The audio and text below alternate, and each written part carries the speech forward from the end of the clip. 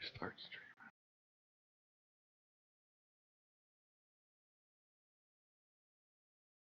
Let's see here.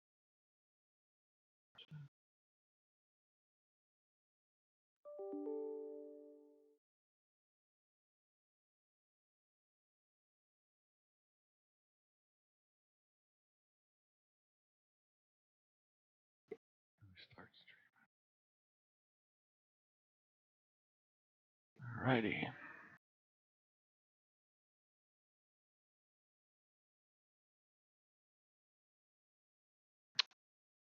Alright.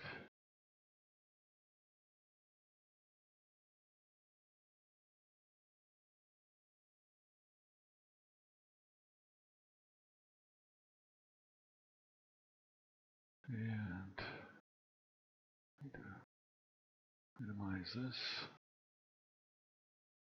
Move that over here. And we need to pop up the, there we go.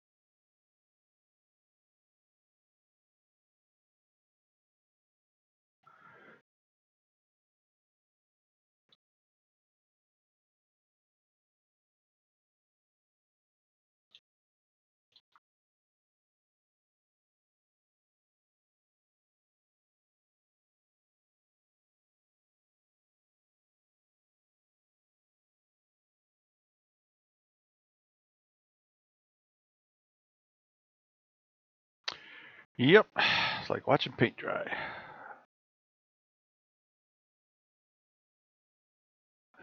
Let's see here.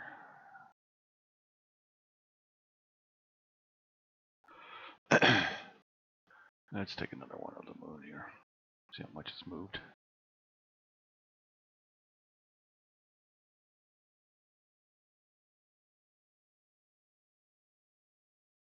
Yeah. That's because I'm not on lunar rate, but that's okay. Just waiting for it to get dark.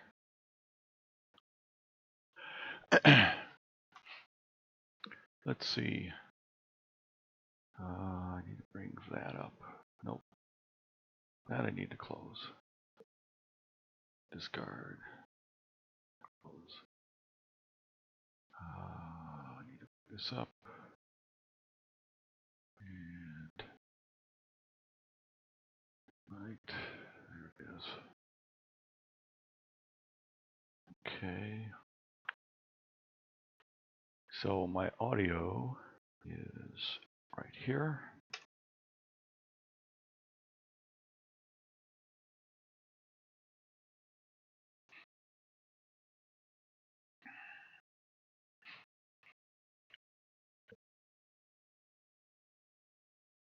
Let's see here when I edit this post.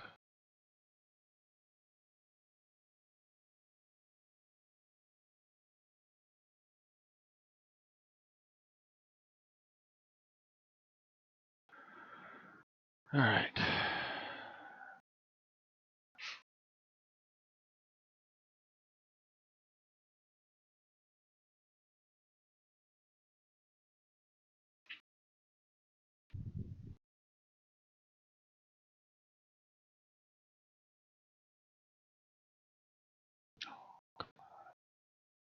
Don't go out to lunch on me now.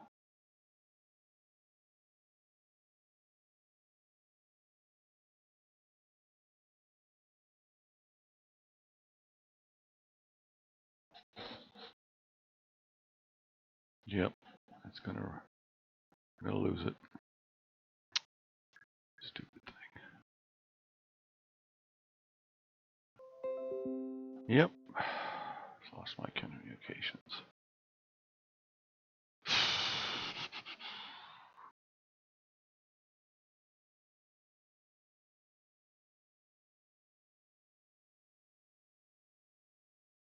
Interesting. I still have that, I think.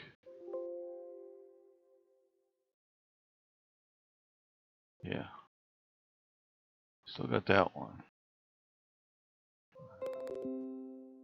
Well, I did.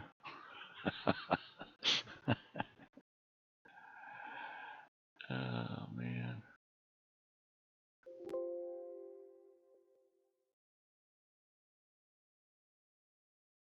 I don't think it's working either. Nope. Wonderful. I gotta go reset that.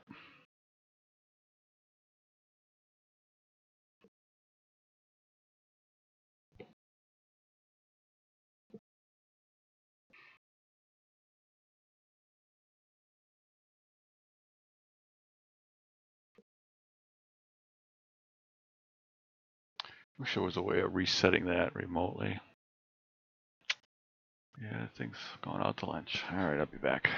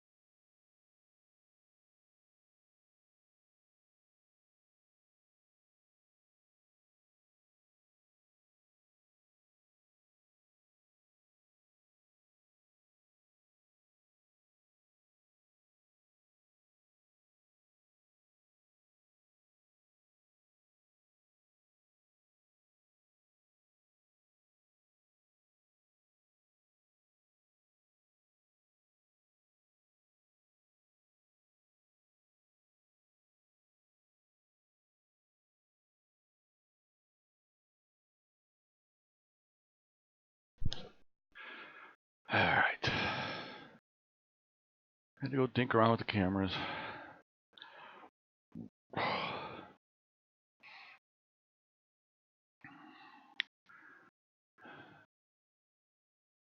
Let me see if we can go out here. See how far up this is. It's only 18 degrees. Oh, Mercury's below Venus. Nope, we're gonna go after some comets, I think.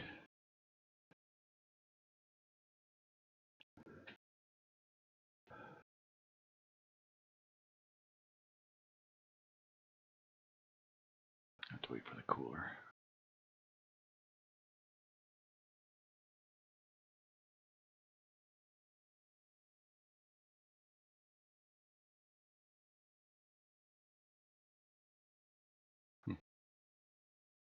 It's not that far away.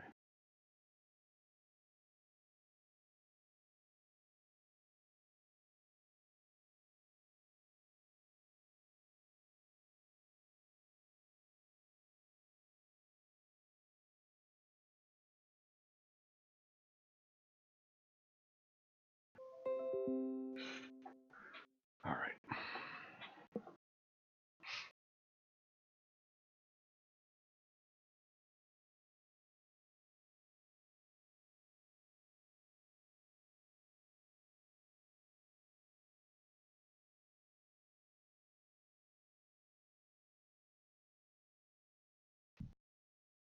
That is not cooling. Yep.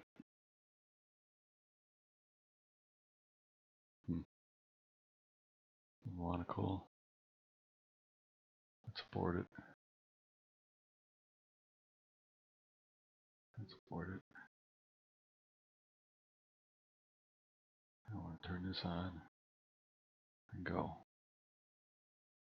Let's see what it does now.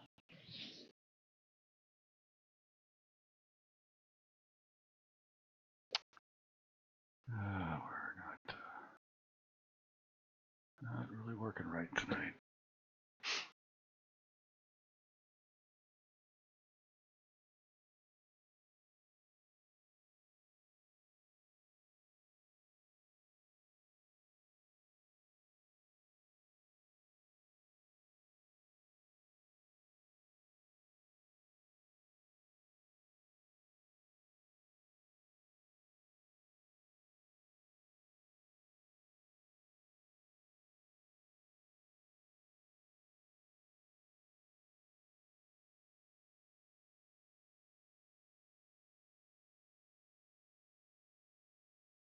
Work that.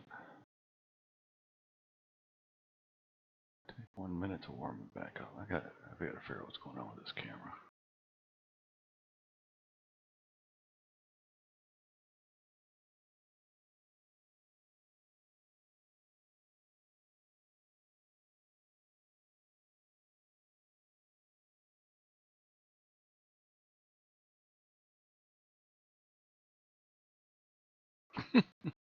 Let's go in the opposite direction.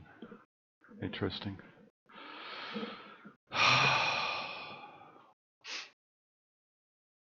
Almost think I need to power down that thing.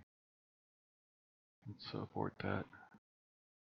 Let's disconnect and reconnect. Let's reconnect now.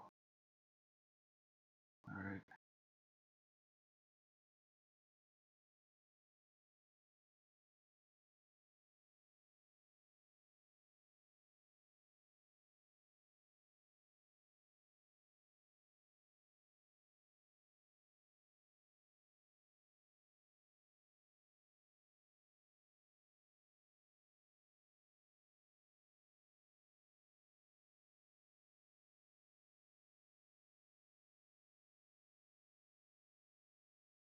Still got, yeah, still got communications to it.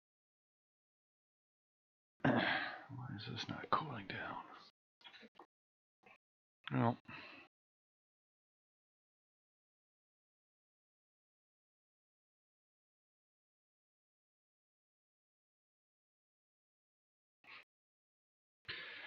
All right. Let's take a 30-second shot. I think it's still too bright out.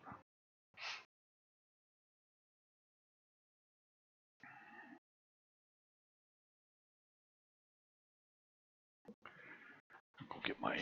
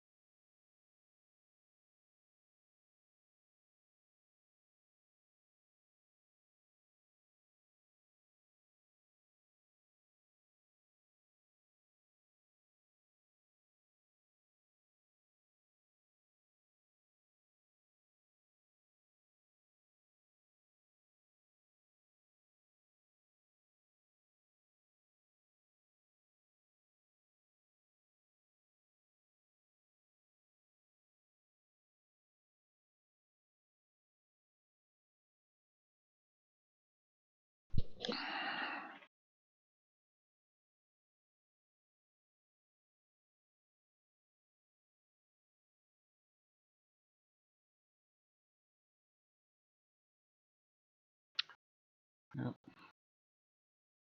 Let's take a 10-second shot.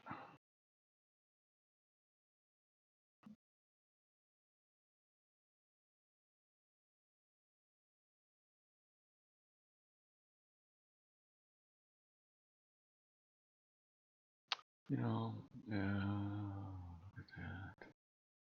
Look at that. Let's take another one, see what it's doing.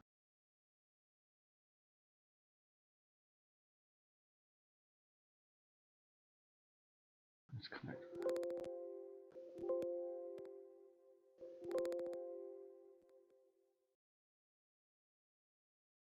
Connect. Close. Close.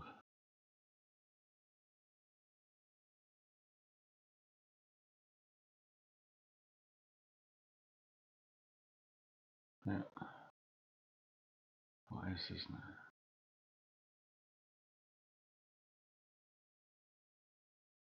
I know, close that. Stop. And let's disconnect. And close. Restart this. HD. Alright, we're getting there now.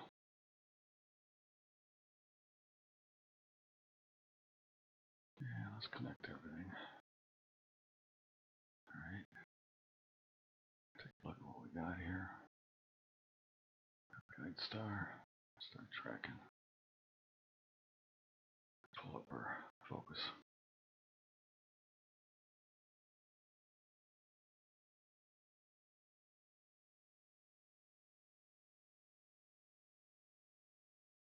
Oh, excuse me.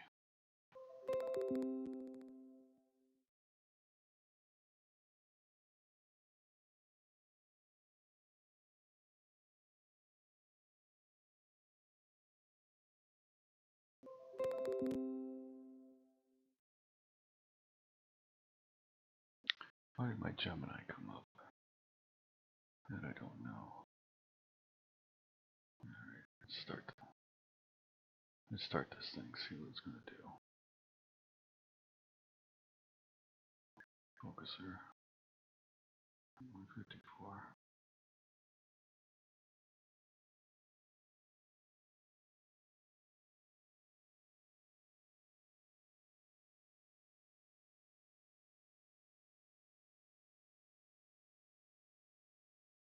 Let's put this over here.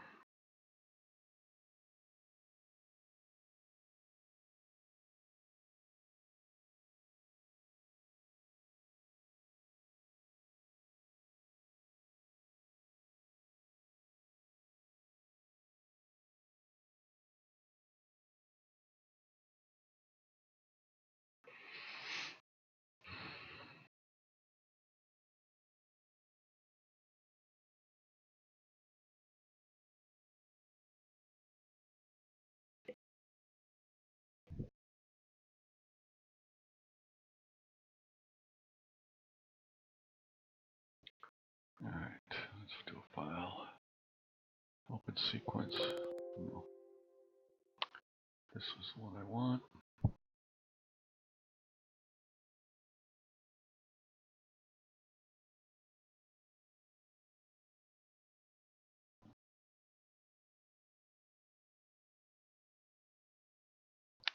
I want to change this to 5 minutes. It's 12 of these.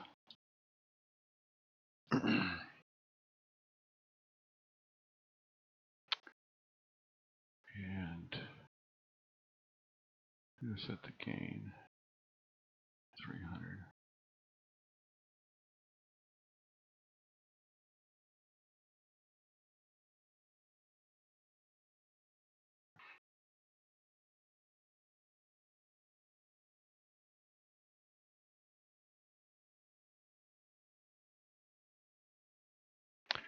Now I gotta see if we're actually on it. Let's see, I took a 10-second shot. Let's see if it's there. That could be it right there. Alright. Alright.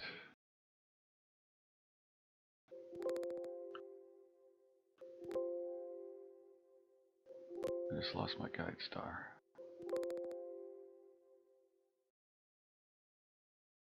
I wonder why. Something bumped the scope.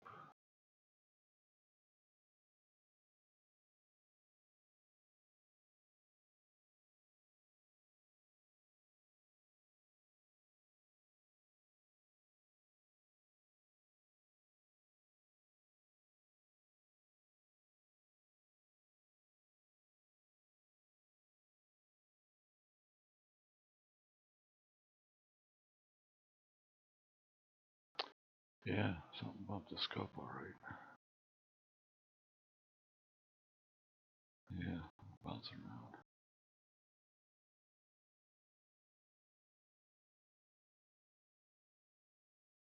Let's reset this clear. Start it again. Let's go ahead and set this to 4. Something goofy's going on with them. With the mount.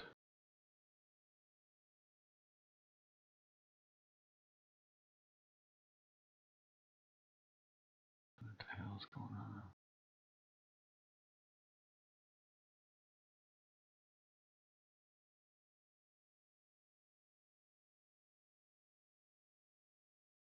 I have to go out and take a look. Something's not right.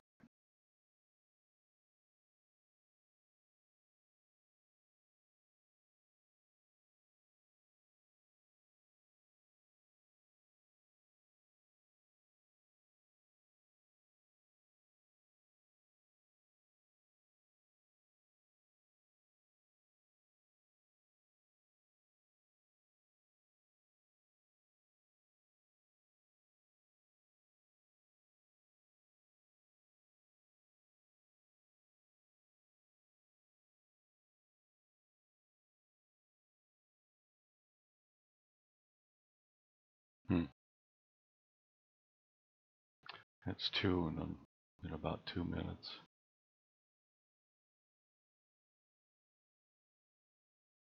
Interesting. We're getting bats out there again. Birds nesting on the scope. That's all I need.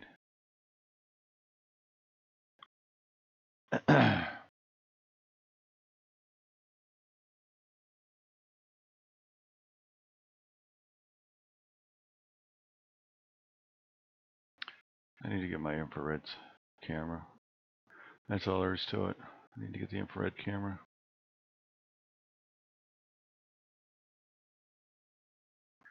Alright, let's see how this goes. It's, excuse me, 1:45.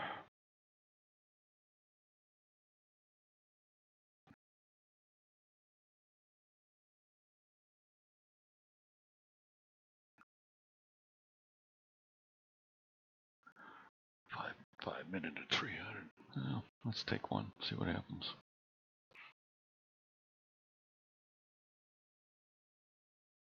You know, I'm almost tempted to change this.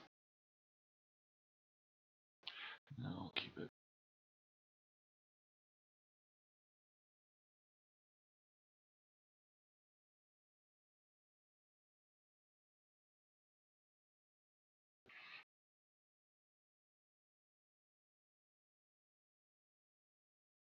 Of course, I could do it that way.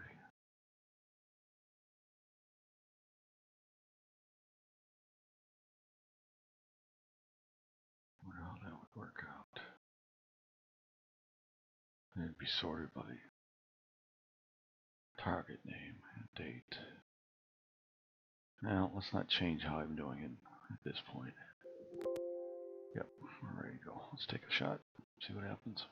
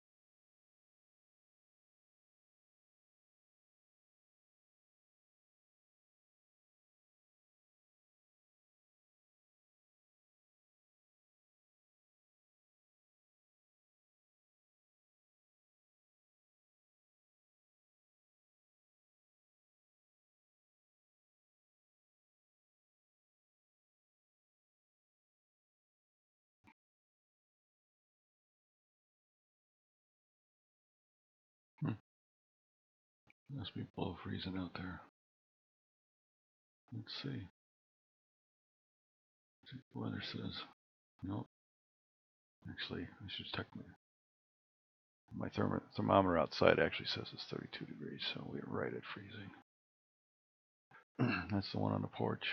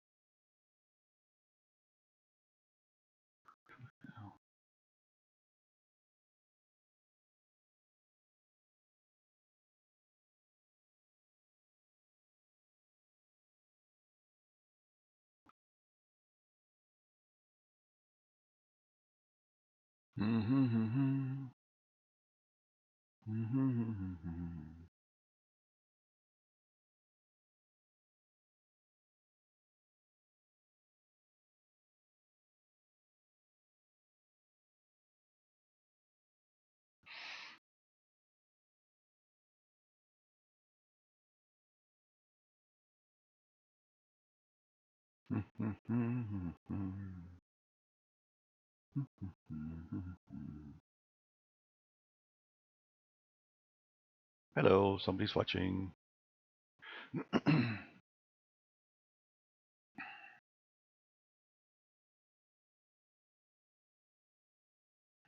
All right, here's my first 5-minute shot. See how the comet looks in this. Let's see here. Not too bad. There it is, right dead center. Didn't even have to plate solve it. Just slewed to it. Looking pretty good. Let's see how the background sky looks here. Not too bad. All right. So we're on comet. Excuse me, comet 2016 R2. I thought instead of taking instead of taking 30-second shots, I thought I'd take 5-minute shots and see if I can get some tail. Looks like a pretty good night. Not too bad. I'm gonna zoom in on a couple of stars, take a look at them. Looks pretty good.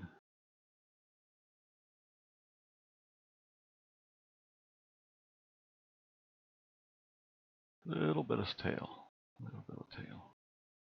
Let's see if they're all in the same direction. Yep. Alright. I'm going to take that image and check it out on CCD Inspector.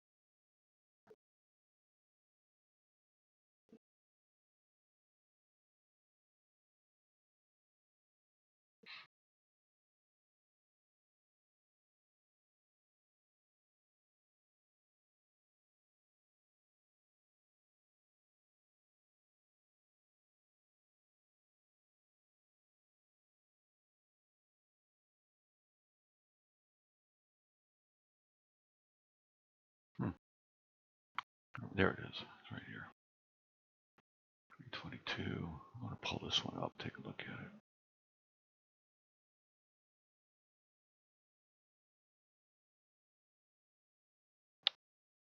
Not too bad. A little bit of curvature. Collimation's close. A little bit of tilt.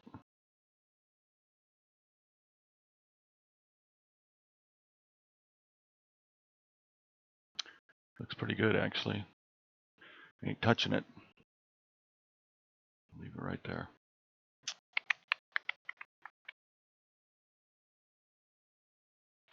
Let me take a look at the curve, 3D plot.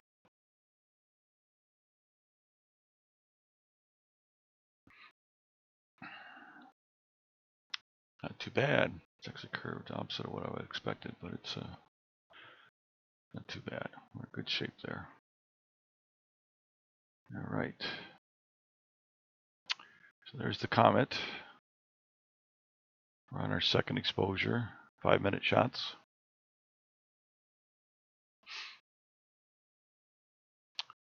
This is C-City Inspector. So the optics are fine. We're in good shape there. I got my communications issues resolved earlier, so we're good there for now.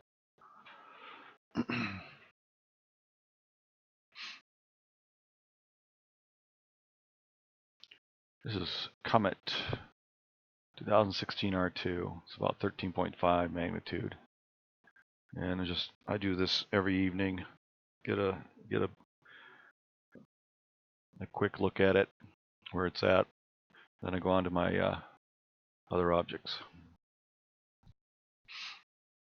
If you have any questions, feel free to type in the text chat or join me on Discord. If you have a mic and a headset, we can talk.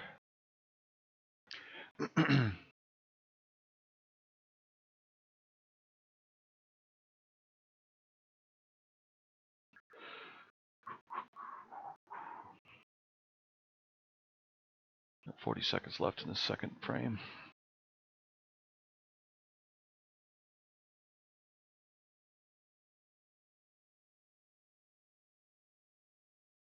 Stretch it out a little bit.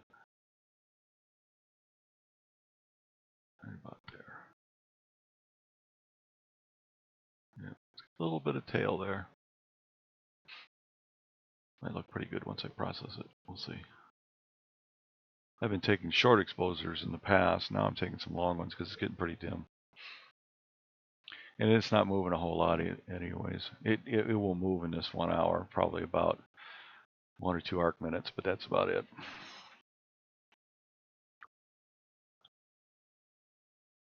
Oh, I forgot to lock the range. Here we go.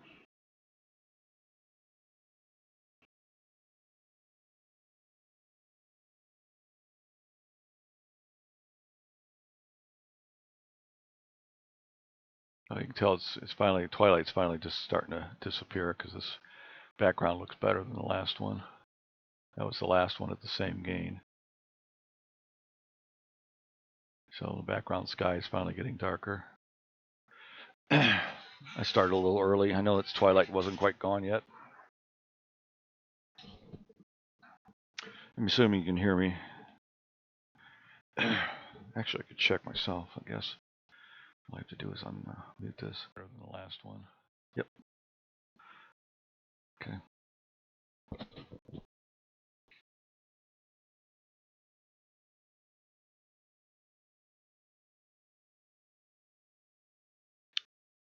And we can zoom in here.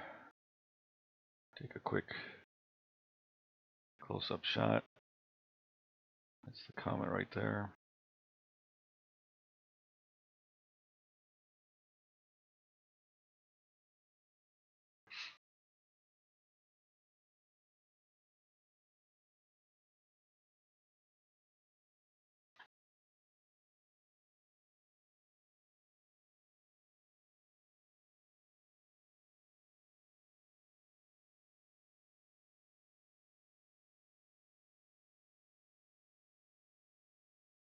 There's actually lots of comets out. Bunch in the 12 to 14 magnitude range.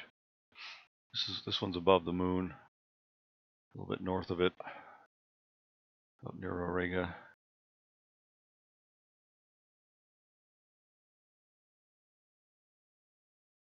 I try to grab it early because it's in the west. It's good altitude right now, 53 degrees up. There's another one right here, but this one's pretty dim, 16.9. I'm not going to bother with that one. I don't even think I could. Well, I have to go probably about 10 minutes to get even that little dot. Let's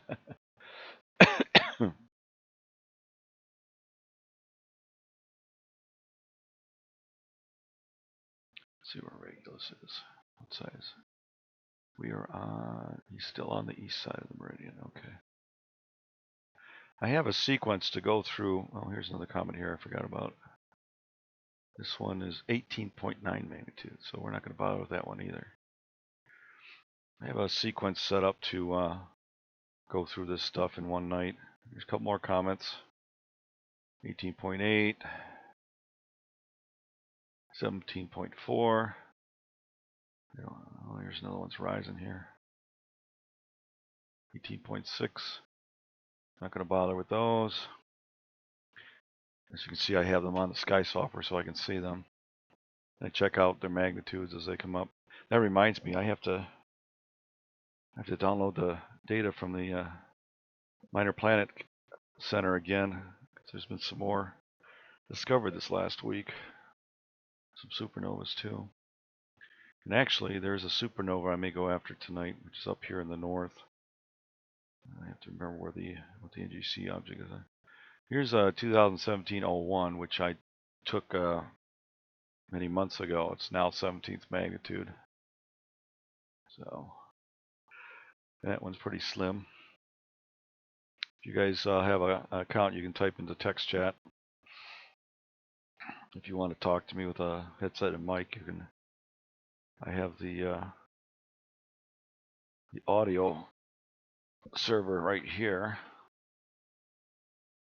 if you so desire. That way we can have a conversation. Otherwise, I'm talking to myself. Anyhow, let's see how we're doing with this object. We're about to finish our third frame on this comet here.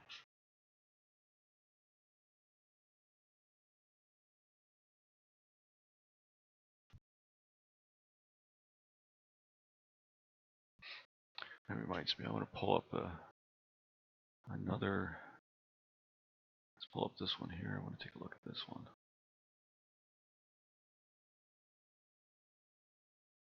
See what the curvature looks like. It's a little loose. Not too bad. Yeah, coloration's 0.7 arc seconds off. I'm not going to be able to fix that. That's, relatively speaking, that's pretty close.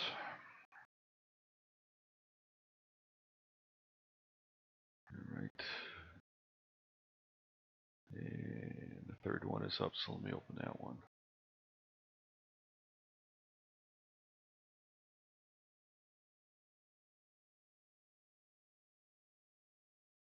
Yep.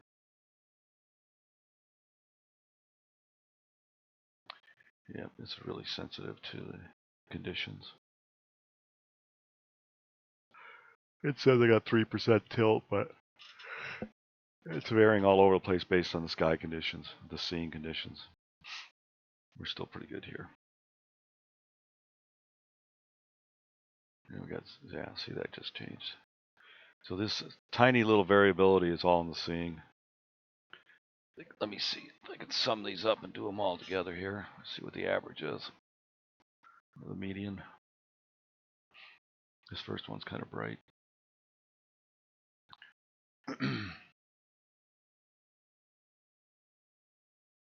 Yeah, see there's only 2% tilt on this one. When you sum them all up, we're in pretty good shape. Scope's working good. The optics are just fine. I'll minimize that for now. So that was our third shot of the comet.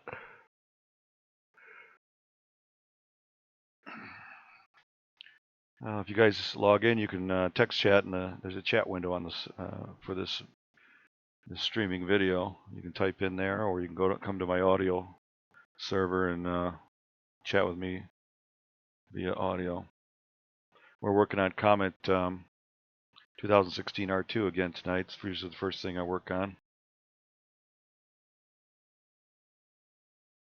Oh, I had 5 and now I have 2 again. People want to see big, pretty pictures. Well, no, I don't do pretty pictures.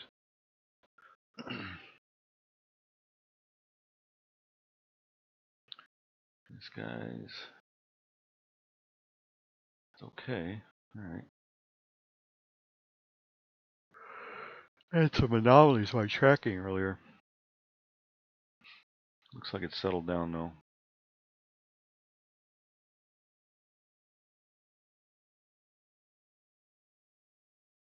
I wonder what this object over here is. I should see if I can figure that out. Looks like I may have a little galaxy over here. Let's go take a look. Let's see if I got a little galaxy over there. Oops, this isn't the one. Sorry.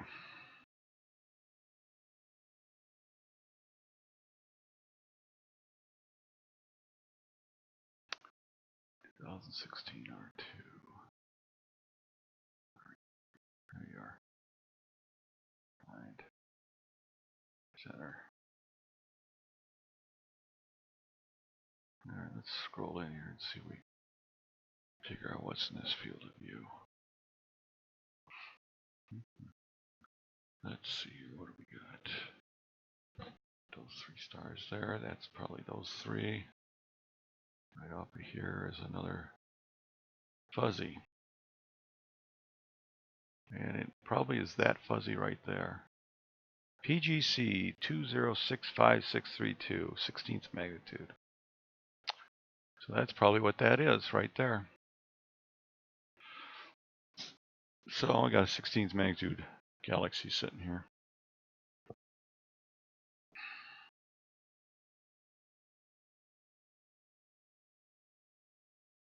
Looks like it's got a star in the middle too. Picture for it. Pretty dim.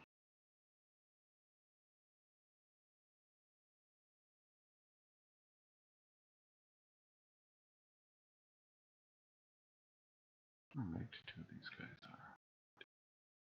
Let's see, this star right there should be this one right here. It's 15.4. That's pretty bright. I don't have any other real bright ones near it. Or dimmer ones near it. Yep, this catalog doesn't go far enough. I got dimmer stuff in here than I do in here. Yeah, that's usually the case.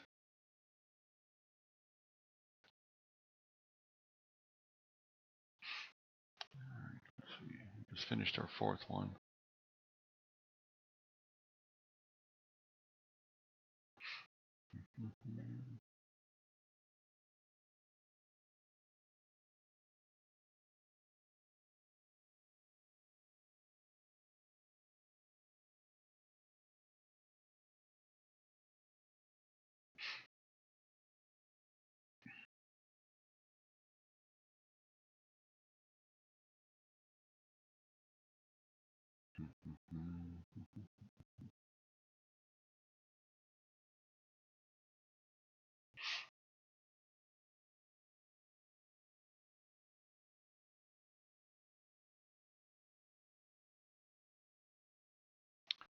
What I can do is copy a few of those across.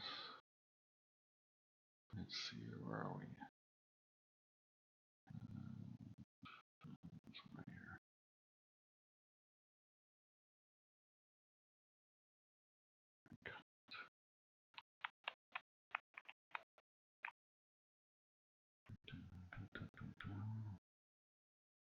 Where is it? I know I'm scrolling past it. I just...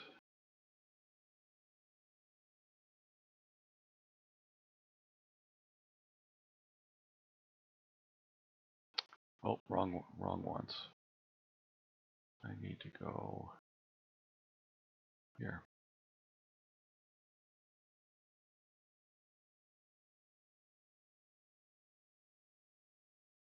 All right, so this is the folder on the observatory computer. You notice I'm connected to the observatory computer from the den. Here's my, see, I got 4 of them so far. It's 20 minutes. I'm going to copy these guys down. Usually only go about 45 minutes anyways, but cheers.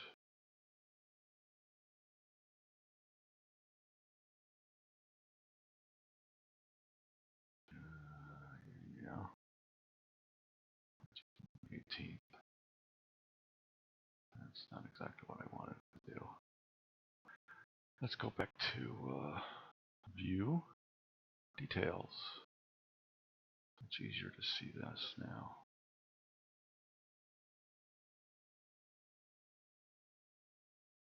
There it is. Paste.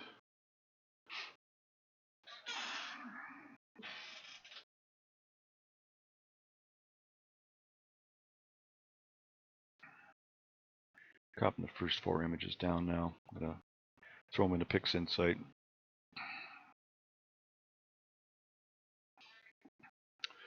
Just for grins. It's on the 5th frame for that comet now, so so now we pull up PixInsight.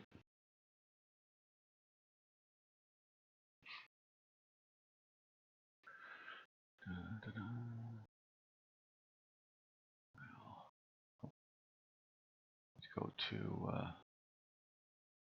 Debayer. Okay. Add files.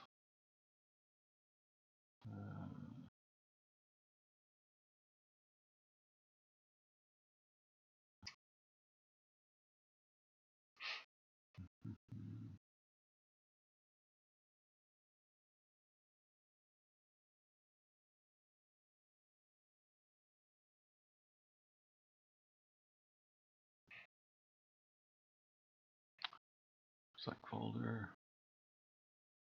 Need to do RGB. And everything else looks good. Select them all, so make sure we do them all. What it's doing is converting the FITS files to color. All the color channels are in the FITS file. It's just combining them. What's called debayering. Now, these will be green. That's okay. I have a way of fixing that. But we're not going to... yeah, I'll do that after I stack them. Next thing I do is comet alignment. I need to add files to that. Pull these 4 out here. Open. Select all. Output directory. New folder. Alignment. And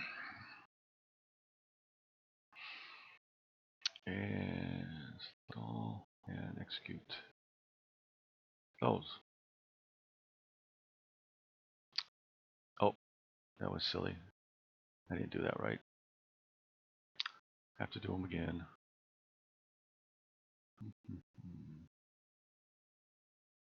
I have to go pick it. There we go. Pick it here. First one. Ooh, nope, I don't like that. Cancel. Let's do that again. Why did it do that? Did not select that correctly. Let's close this again. Need to back that off. Let's see here.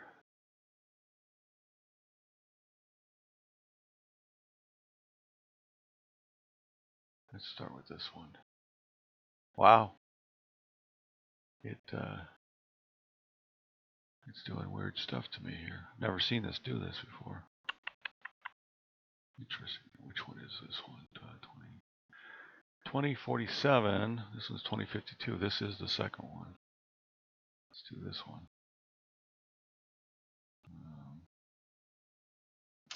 Let's remove these. Select all, clear.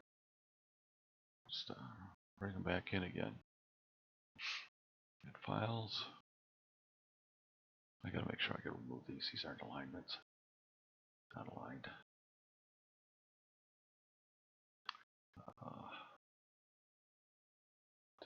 Clear.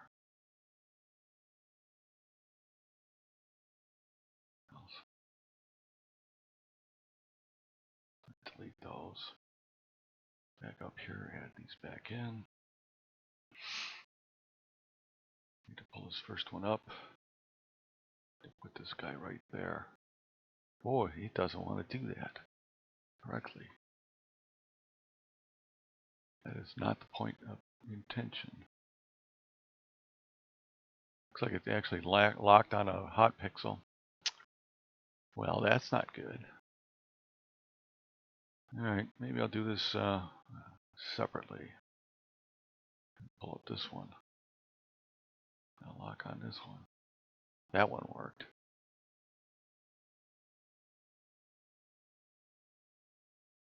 This one did not. I'm going to close that. I'm going to remove this. This one. Oops.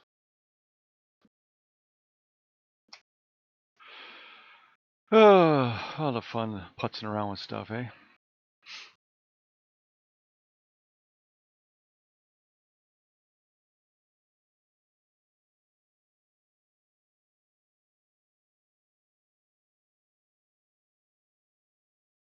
Okay, that one worked good. Something corrupted in that other file. I don't understand. That one worked good. Okay. Select all. Let's align those three. I'm gonna have a bunch more anyway, so.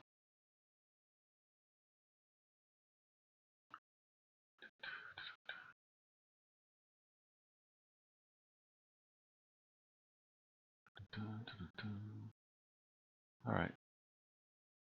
Now I should have 3 files.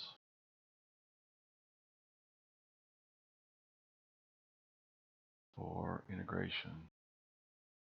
Image integration. Add files. Alignment should be 3 here. Excuse me.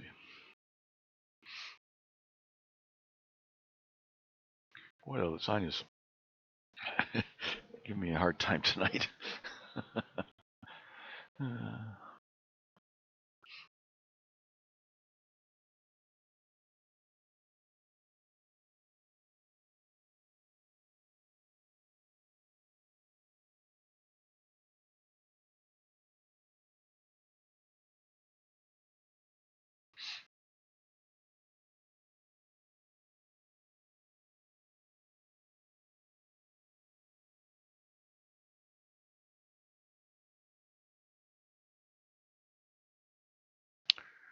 Okay, so these should be stacked on the comet, which means all the stars will be slightly trailed. As you notice, there's 3 dots for each of the stars. Those are the 3 images I stacked, but the comet is still centered. That's what the comet alignment does. So now we can do some cleanup work here. See what it looks like. I'm going to turn the background dark, get rid of the green. There we go. Now pull up the histogram.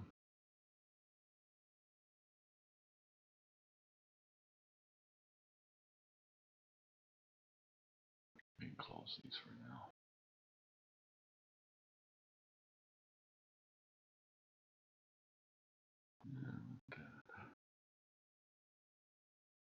Dad. A little bit of a tail there. That's what I was going after tonight, and that's why I'm going 5 minutes. I've been taking all these 30-second shots and not getting that tail. So now I'm taking 5-minute shots, so we can see a little bit of a tail, bluish tail here. Which is kind of what I was trying to get to. So when we get all these images done, I'll stack them again. We'll work on getting that tail there. I'm going to over process here a bit just so that I can see it, just for the time being. And the stars they're going to be trailed because I'm stacking on the comet itself and not on the stars. This is the vignetting I have on my camera. That was just a quick look. That's all it was for. Take a quick look. This is what, here I'll do a super stretch on this. Background comes back green because I have 2 green channels and only 1 red, 1 blue. So the background extraction takes the green out and gives me this background. So that's why I do that. And a little bit of a comet tail there. Cool. Now let's see how our images are going here. We're on number 7. We've done 6 of them now. And actually, I'm going to mark that first one as, if I got time, let me mark the first one here. So you notice the sky background in these is getting darker and darker and darker. This is the one I'm going to mark as bad. Yep. And then the sky is getting darker as the night goes on because twilight. We're finally into twilight's finally gone. So.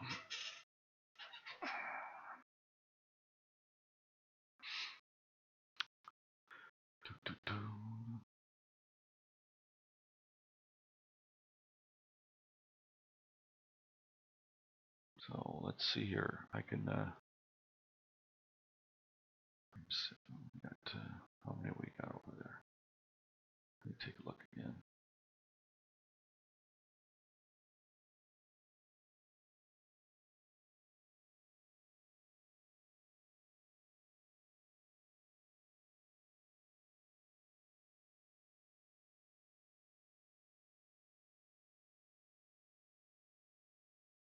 Yeah, got these 4. I got 2 new ones on there.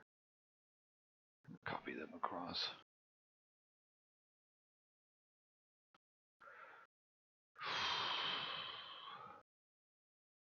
No, new window. And I'm going to delete this one here. That's interesting. This should be the gain. And it's not taking it. So, deleting that one. Paste it.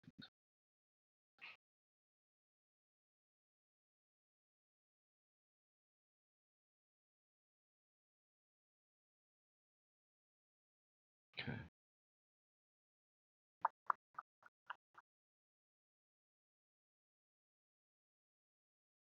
Downloading another one. Ooh, that moved. That moved quite a bit, actually.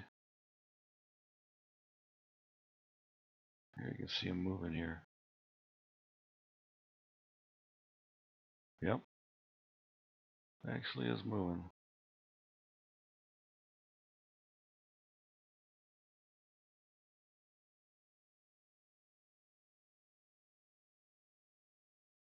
This guy's running good enough. I'm going to take a few more than 12.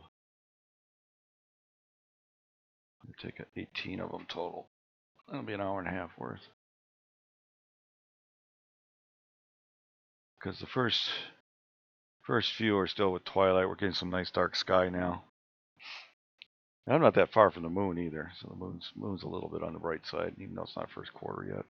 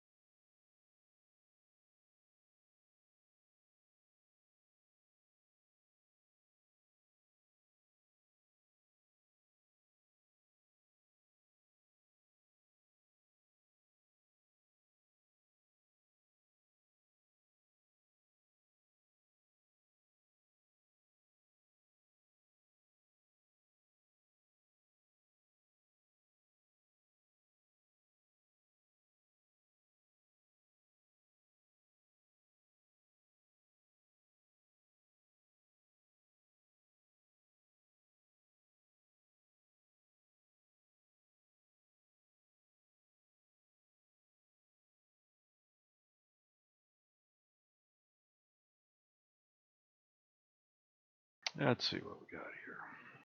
Sorry, I was reading my email.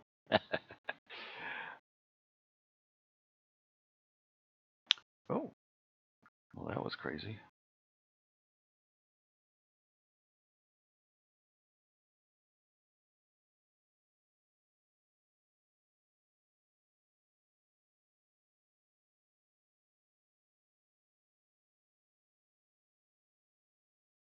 Well, that didn't work out too good. Yeah, zoom in a little bit larger area.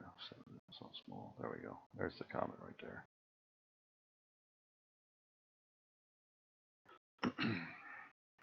Tiny little fuzzballs. That's what I do. I've chased tiny little fuzzballs for 50 years.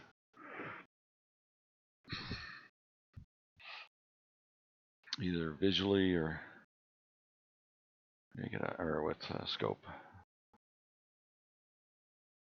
Anyhow, this go through this sequence. You can watch the comet actually moving. That was twilight was too bright. Take enough of these, I can do a little short GIF and watch the motion. Oh, there you go. Mercury knows you are on live. What stacker software do you use? I'm using PixInsight right now for the comet stacking. For regular stacking, I can use it for regular stacking too. That's what I was just going through here. I already stacked the first 3 images of that I've taken of the comet, and I'm stacking on the comet itself using the PixInsight Comet Stacker, or Comet Alignment tool. So the star is going to be trailed because I'm stacking on that, but there's a little bit of a tail there. This is only 3 images.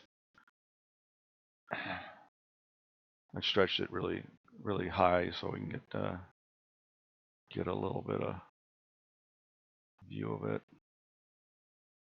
As you can see, there's 3 images there because there's 3 dots where the stars was, but the comet itself is centered. You stacked on it.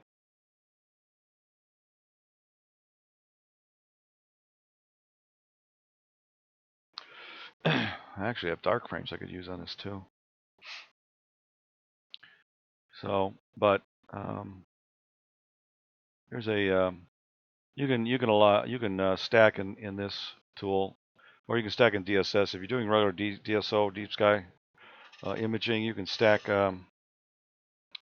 using DSS, which I use as well. I use it for my regular stacking, but for comet stacking, I have to use PixInsight because it allows me to pick the centroid of the comet on the first image and the last image, and then stacks them according to that alignment. All the images I take. So this is the comet alignment tool. You just pick them and you go to the first one and you pick where it's centered at, and then you go to the last one and you pick where that's centered at, and then just run through it and it stacks them all or aligns them all, and then you have to integrate, which comes get you this one here. This one I'm going to throw away because it's only 3 images. Ah, somebody just logged in.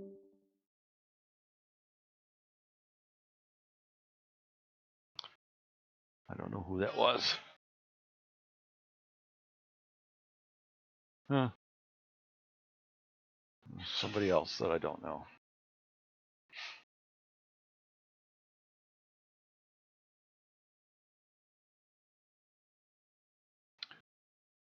All right. That's that.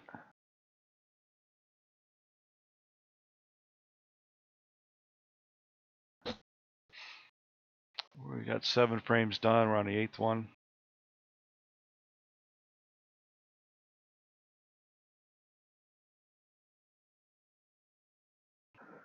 This is going to run for, this sequence is going to run for another 55 minutes.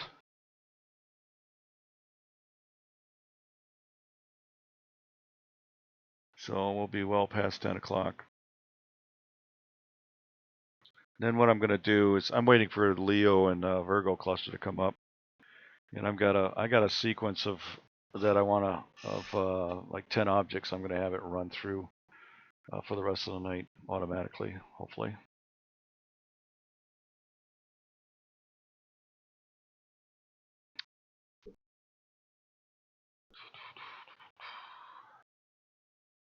So I'm not taking pretty pictures tonight. I'm taking comet images.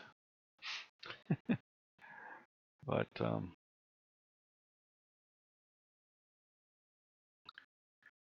taking enough of them that I'll be able to show the motion. It'll go from about right here to right here. A little bit of movement. Once we're done, see, I can actually go through these, and you can see where it's moved.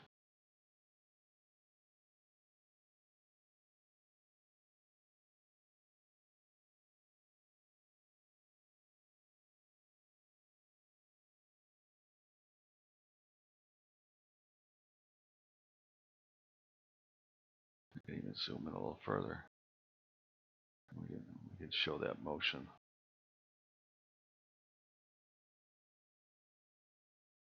I'm just clicking these frames. Watch it go back and forth.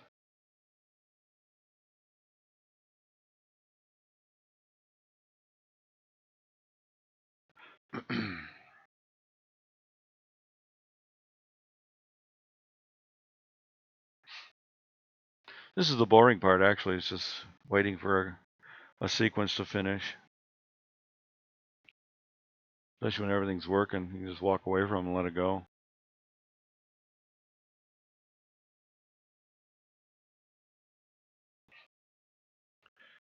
Let's see here. I do want to look at the south.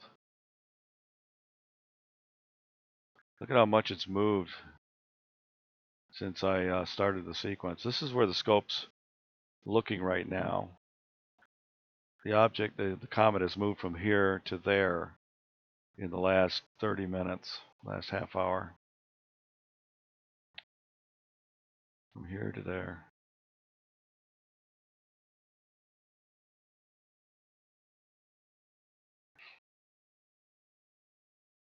So it's still moving pretty good, even though its distance is, it's slowed down a bit. But it shows up in each of these images every time.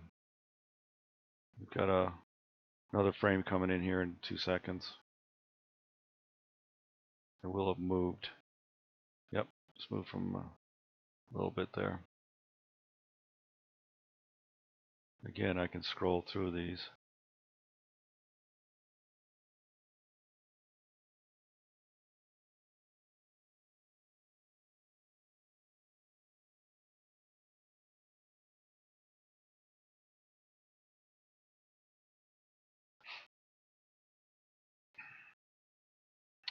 If you guys want, ask questions, you can type in the text chat, or you can join me in my audio channel.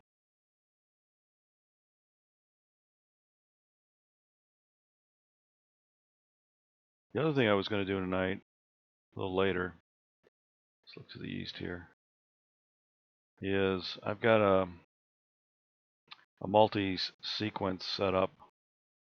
Go off and pick these guys up, and I actually do this area here, and I wanted to try to take 20 frames and then stitch them together. We'll see how that works out. But they're really not high enough yet for me to go after them. They're only 28 degrees off into the east. I do have to work tomorrow, so I will script that up and get it started later, and then go to bed.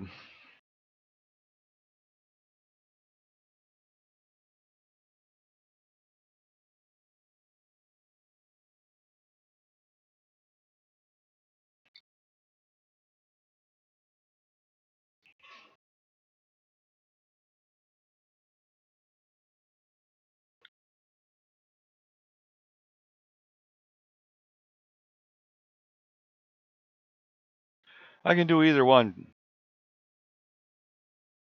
I can track on the comet or track on the stars and align in software. I've done both.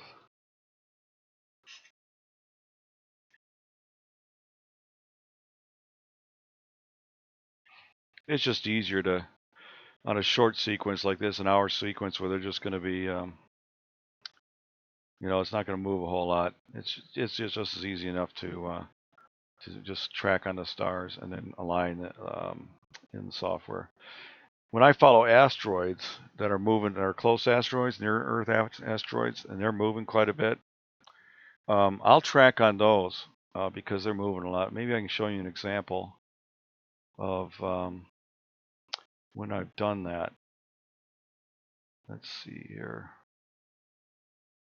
I can show you an example of a video of an asteroid I did, Florence. Let me see if I can find it here.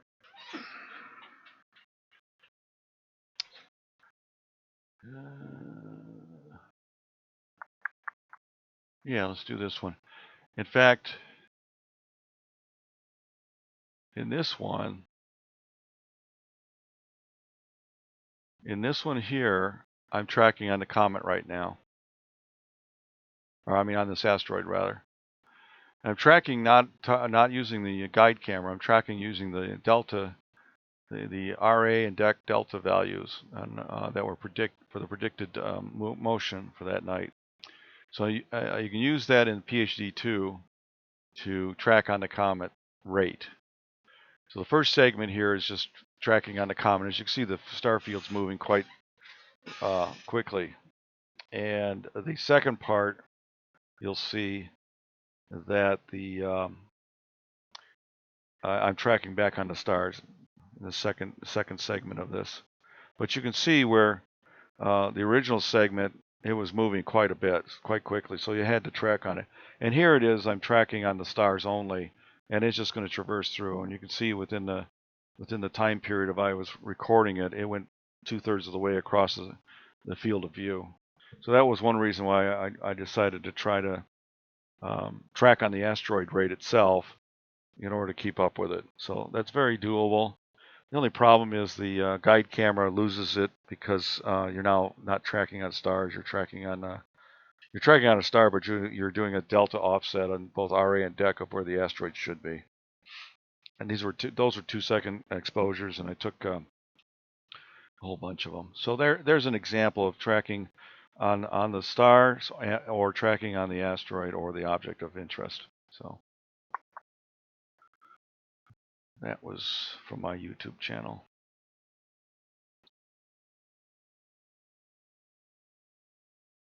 Let's see here.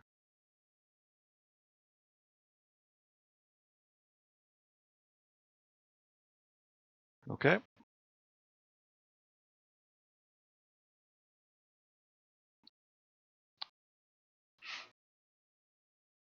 We're on frame 10.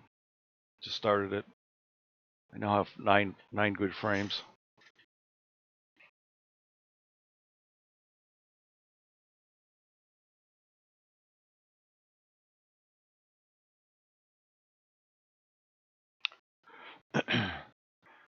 So do you have any questions, Charles, about that?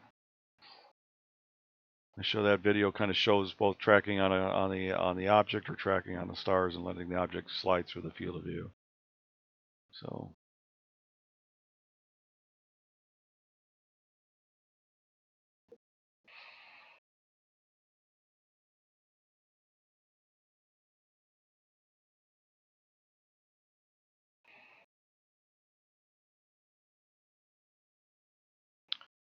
let me transfer some of these across again.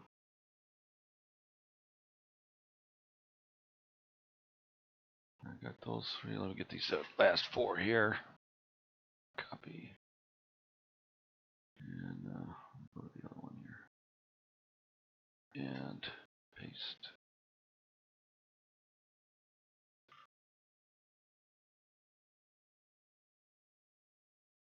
I'm just transferring from the Observatory computer to my main computer here.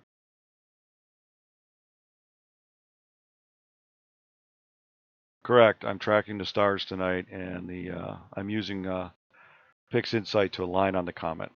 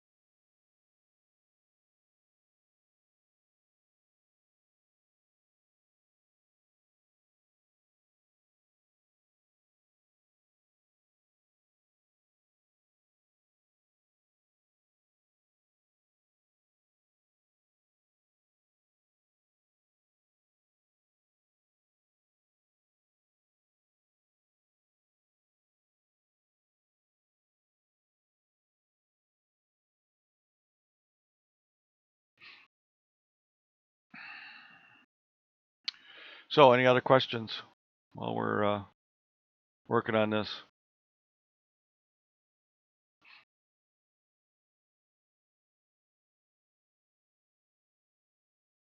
Again, I stacked 3 of them already, and we've got a little bit of a tail coming off of this. This is really over processed, but I mean over stretched, but you can see what's going on there.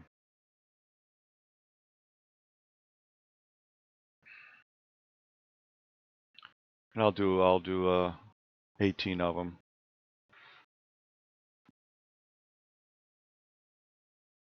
Stack them all. Take a look at them.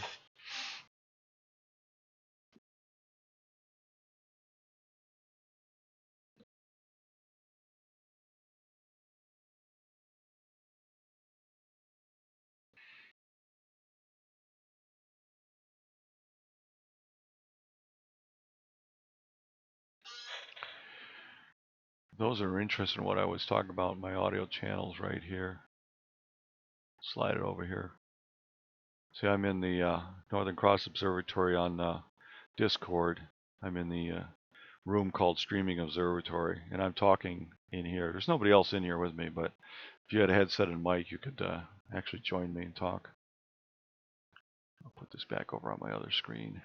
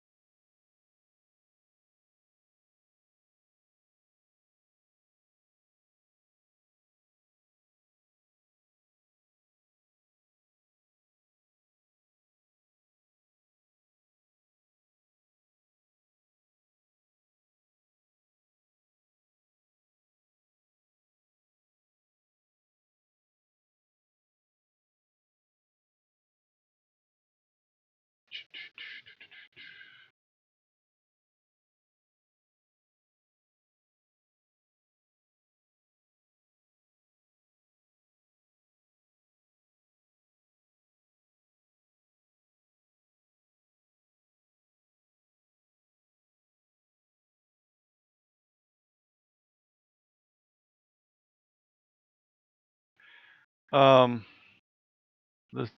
DSS, the Deep Sky Stacker, I only use it to stack. You can do some preliminary processing, but it's really kind of crude. So I use PixInsight because it has all the tools I want in it, and I can make the background look like whatever I want. The stacking programs does not darken the sky. If anything, it actually, if you take 10 pictures and you're in light polluted areas, it'll be really bright, even brighter than a single image because you're stacking it. But you can do you can stretch the using the histogram. Maybe I can show you what I'm talking about here. Let's see here. Using the histogram tool, and there's one in almost any processing tool, you can darken the sky as much as you want. You can make it to the point where it's practically not there, just by stretching it. When I say stretching it, if you look at the original image, let me open this up here. Let me open up one of my images here.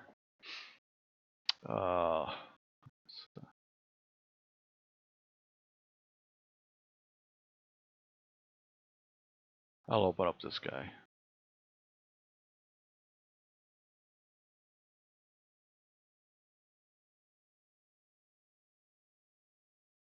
Let me close this here. I'm going to open up this guy. All right.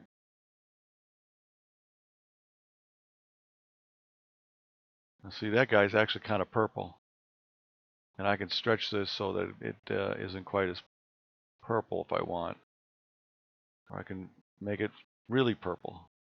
Or I can take that purple out of there by moving this, making it bluer.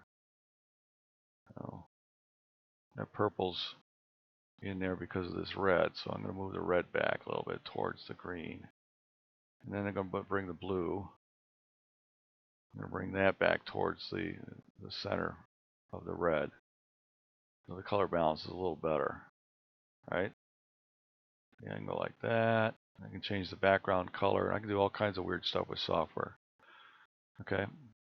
The point I'm making is these are the tools that allow you to do those things. So now I just darkened up the background pretty nicely there, right? Make that kind of about right there, for example. Then we do that. And I cleaned up this picture, so now it doesn't have quite as much purple in it, right? This is a shot that I took earlier this year. And in fact, I'm going to save that away because I like it.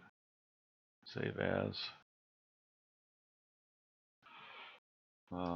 March 22nd, 2008 processing.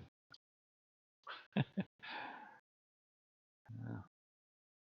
whatever. Okay? So there's lots of things you can do.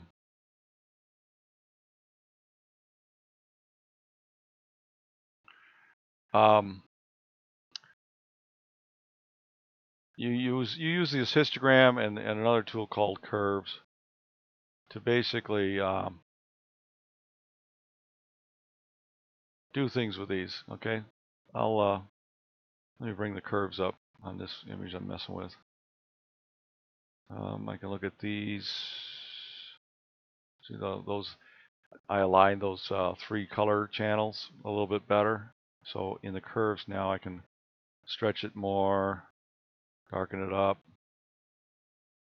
I can bring the stars, make them a bit brighter, which also destroys the center of the galaxy. I can do all kinds of weird, goofy things with it. See? How's that? You like all those dust donuts? One of these days I'm going to clean my optics. Yeah, I don't like touching it more than once a year. But see, you can do all kinds of weird stuff with the various tools. You can use Photoshop to do similar types of things, etc. But DSS is not very good for that. It's only good for stacking in my mind. All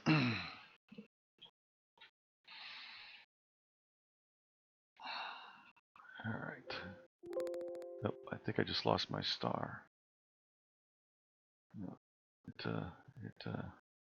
beeped at me here. What did it do? Let's see if we can try to figure out what the log is. Yep, well, I guess we're okay. Still tracking. On the 12th one. Let's see how much this has moved. Little movement here. Yep.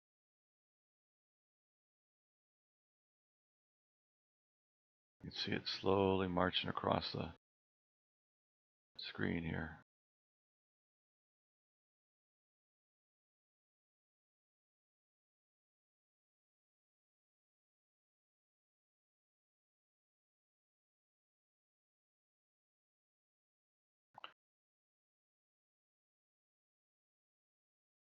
Yep. It's actually, these exposure are long enough. I'm getting a little bit of trail even in the comet. 5 minutes. It's actually, the core's got a little bit of stretch on it. It's the reason I used to do these. It does both. What it does is increases the signal to noise ratio between the object and the background. The more you stack, the cleaner the signal will be, because you're pulling your stack. Think of it this way: if you have a data count of 10 on the noise floor and you have a data count of 50 of the real data you want, which would be the object, you stack 10 of those, your noise floor go to 100, but your data point that you want will go to 500. So now you have a little better signal to noise ratio. But the noise also helps cancel out some of the pixel values if you do something called drizzle. But in any case, the point being is you integrate more data, the larger the span between the noise floor and the object of interest.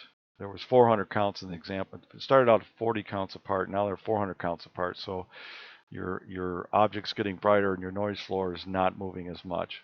So you're extending that dynamic range.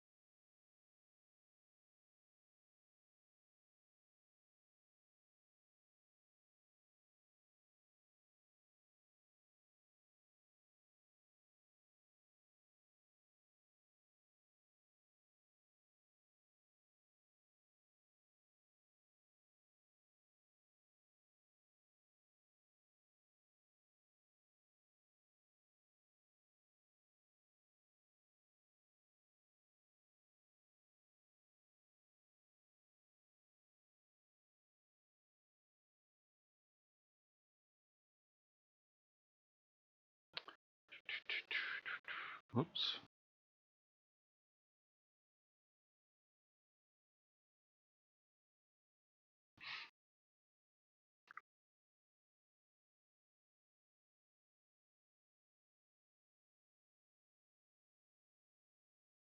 I use a little perverted imagination here. This tail looks like it's about this long. I just never gonna. These comets are so hard to take images of. I should be tracking on it. Let's see if I can get that data. That's the other thing. If I was actually tracking on the comet, I would not be getting a little bit of trailing even on the comet. The stars would be trailing, but that comet would be a nice core. That's something I could have tried tonight again.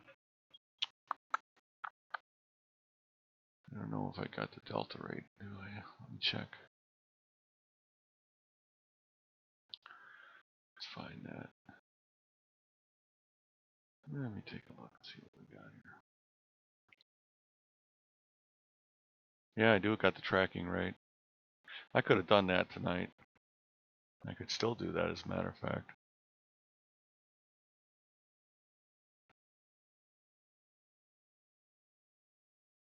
Let me think about that. Do I want to do that? Do I want to do that? I could do that. Let's pause this acquisition and see how that works. I'm going to pause this sequence. We'll do the rest of them tracking on the comet. We just missed the last one, so this frame will finish, and then I'm going to put in the values here. Guiding.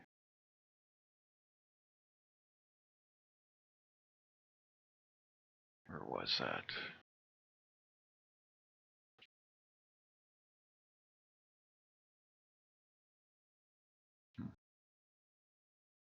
I know it's in here. Where was that? Where was that? I didn't think about it. Tools. Comet tracking. That's where it is. Alright, now I need those values. Stick that over here. And minimize this. Oh, come on. Yeah, I need to pull that up over here.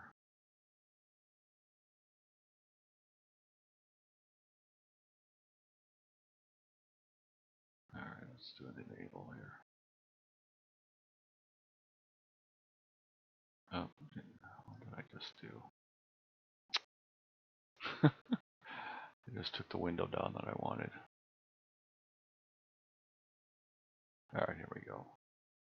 This rate, I'm trying to remember what it needs to be in arc seconds per hour. So these are in arc seconds per second. I need to calculate those.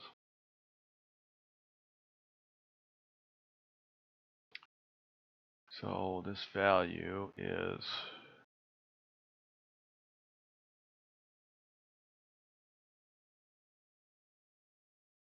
0.0106 times 3600 seconds.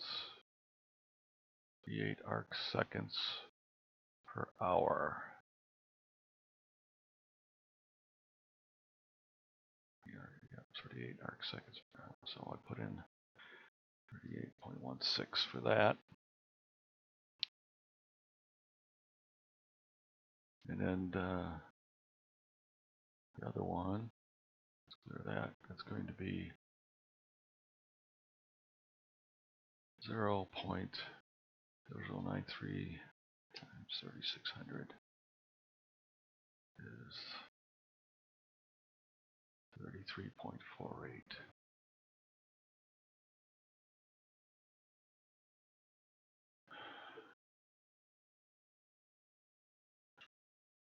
All right. We're just going to enable that.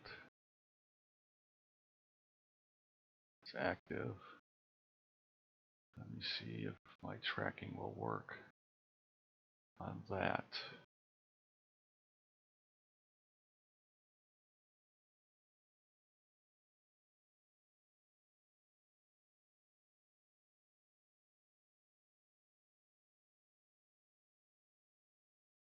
I'll know that when this is correcting in those two directions more often than not. If it is, I'm going to wait for this frame to finish, then I'll look at it.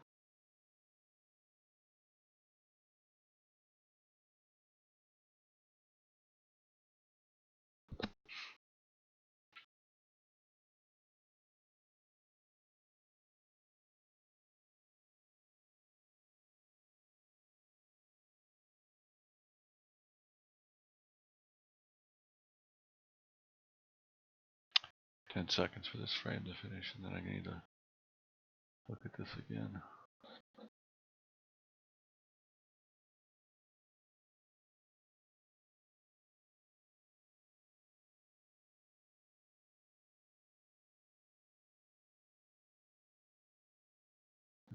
Disable this for a minute. Alright. I don't want to train it. No, I'm not going to train it. I want to stop, select it, enable, and start.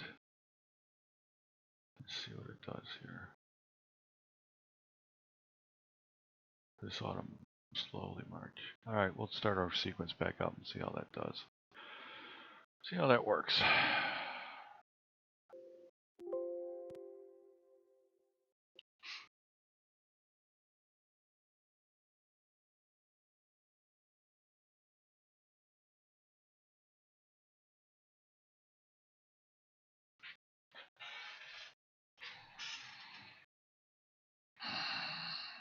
That should work. I've done it before.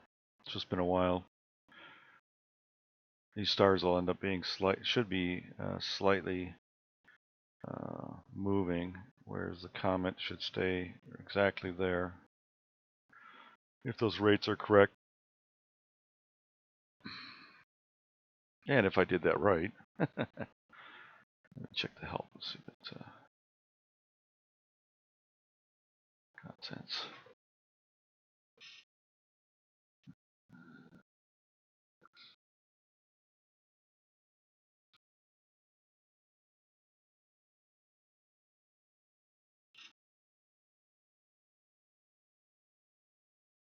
There we go. Let's just look this guy up. Hello. There we go.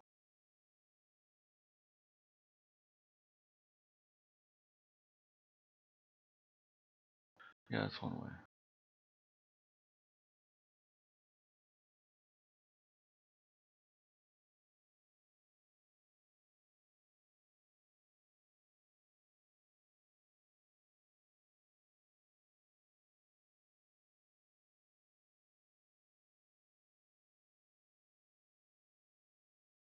So I used option 1 and put them in manually.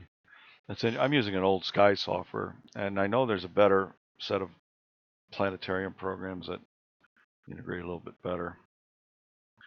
But in any case,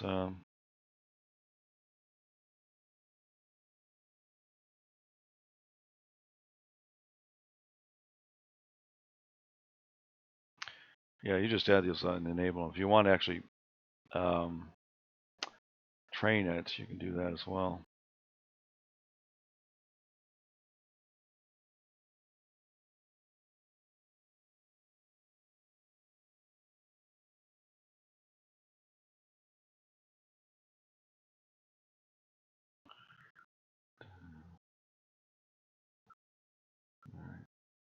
At least I think I did that right. We'll see. Either way, it's still tracking. Whether it's on the comet or the star, I'll still get something out of it. So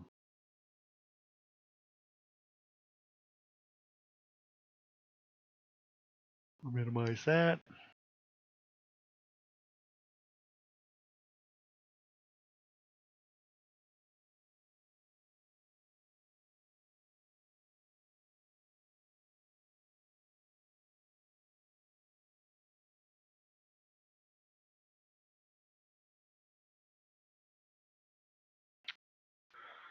We're on number 14. Got 4 more after this, and then we'll move on to the next object.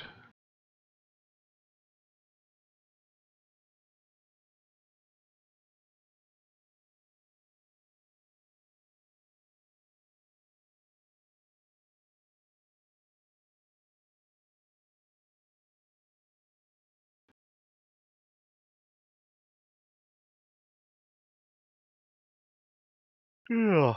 Oh boy.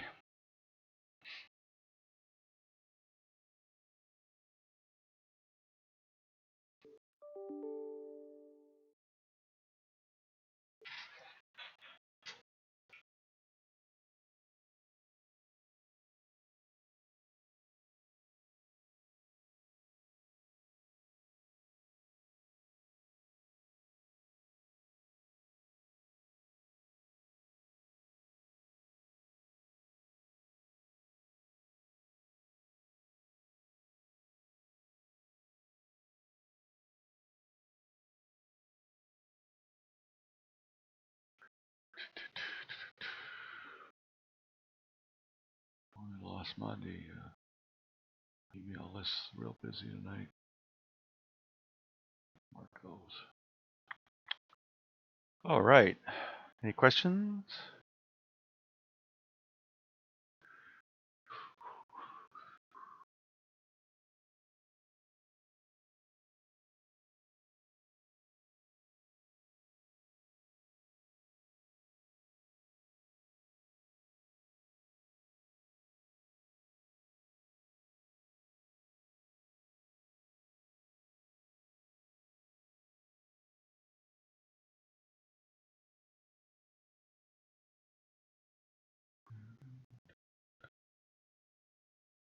It's like watching grass grow, guys.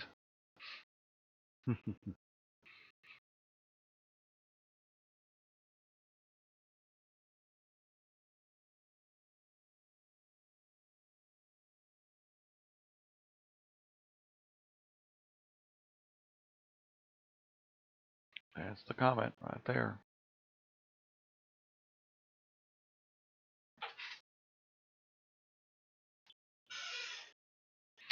Well, I can't tell if it actually tracked on the comet or not because on that last frame, let me see it with the stars.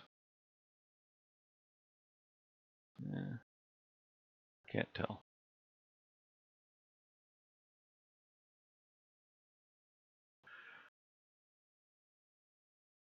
Can we tell if this guy's marching along? Let me see if I can.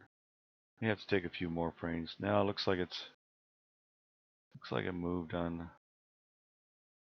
I'll know after the next frame because if it's tracking on the comet correctly, these 2 frames should not on a blink should not. The comet shouldn't change position. Only the stars should. So we'll know then. Yeah, guys, still getting data. I'll be right back.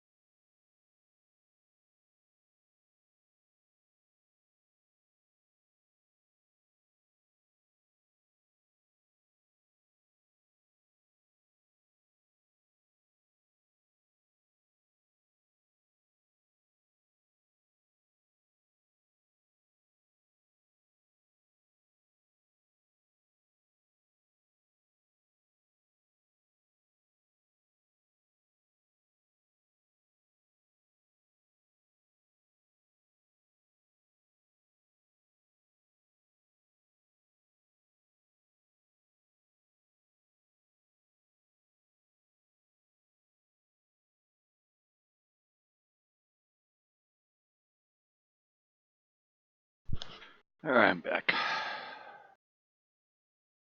Let's see here.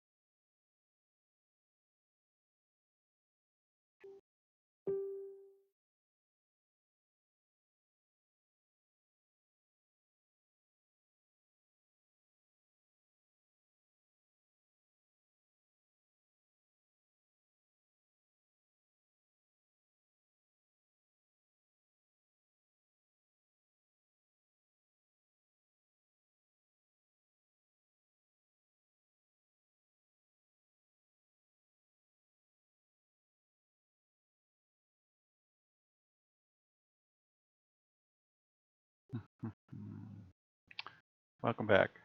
I've got 15 now.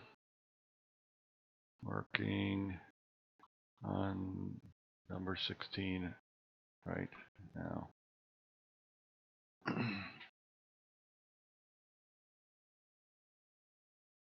By the way, if the screen is fuzzy,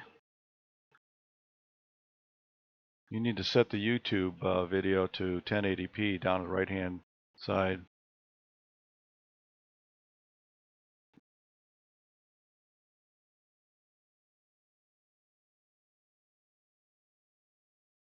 Or even 1440p.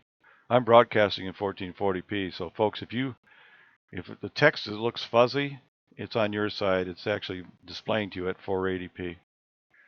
But you can set it to 1080.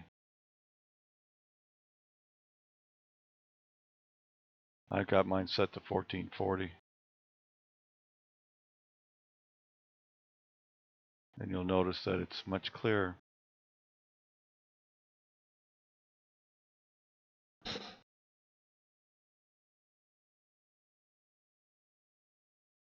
The settings are the gear icon in the lower right of the video. Select 1080p for a better view. Oh, I'm only going to take, I'm almost done.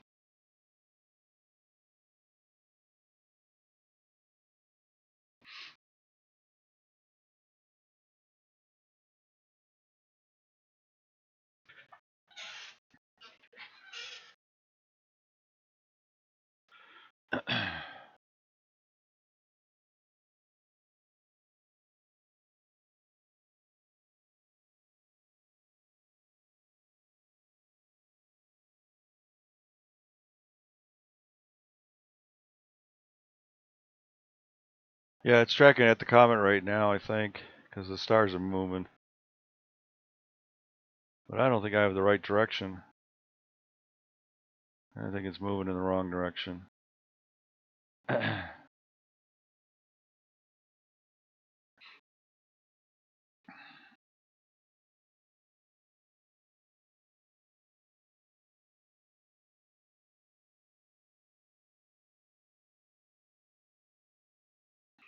So I'm going to turn that off, disable it, have it keep tracking on the stars. It's not tracking correctly. Where was it? Disable this now.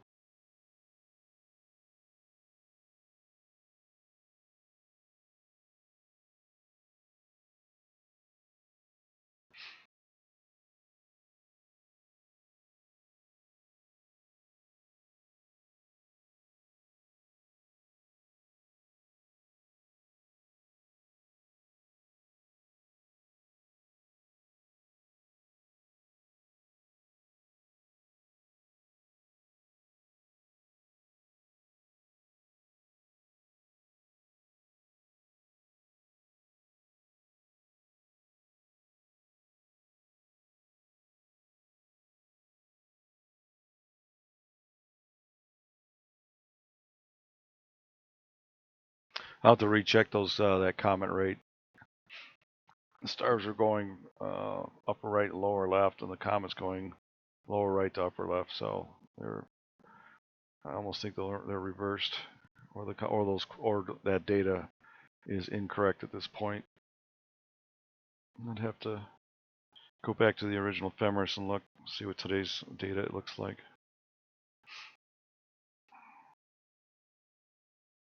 Yeah, because in the Sky software, that data is not updated real time.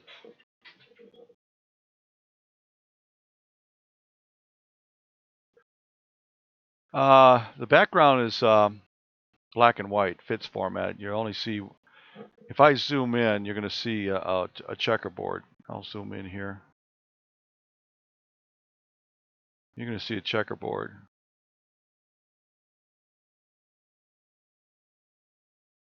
See? There's a nice little checkerboard.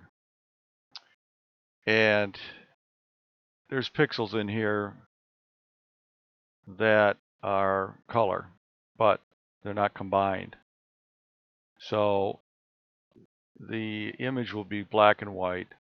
If you want to say it's dark, I've actually stretched it here. I'm going to make, here's how the raw data looks like, right? Like this. I've just changed the dynamic range to be the full range from 0 to 65,000. This is how the image actually comes out of the camera, unprocessed, okay?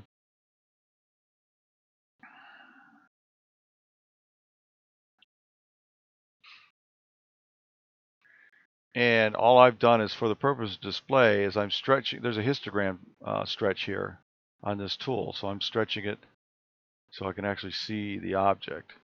If you notice where these two arrows are, I'm looking at this range, the range between right here, this black arrow, and right here, this white arrow. That is the dynamic range I'm looking at of the image right now, so that I can see it. So this background it's black and white because it hasn't been colorized yet, but the fact is the image actually looks, the raw image has the full dynamic range, makes the sky look pretty much black. And that's where this processing comes in with a histogram, is you're pulling the data out of the raw image. So I can make the background look like anything I want with this stretching tool, okay?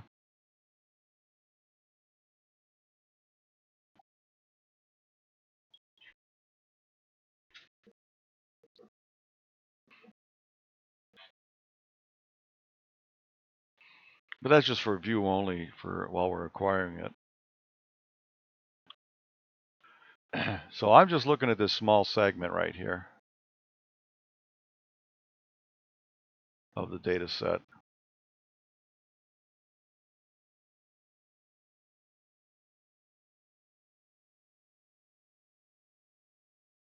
Okay.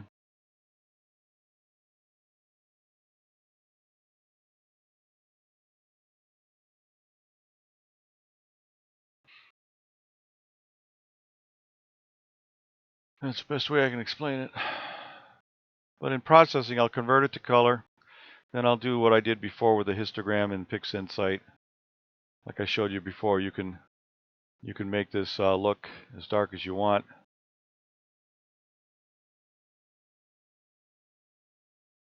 Using this tool.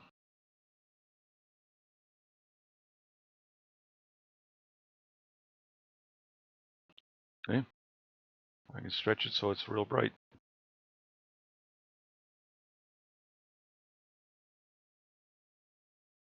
Okay. It's all part of the processing. The raw data, you want to know what the color raw data looks like on that? I'll open it back up. The raw data on the 3 images that I stacked. Where is it here?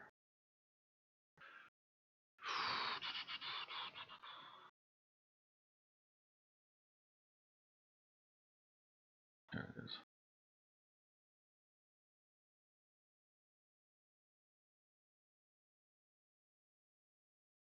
Well, that's right, the image has already done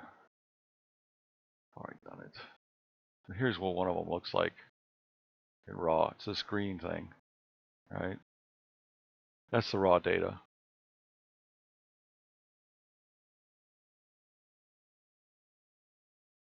And I use this tool to extract that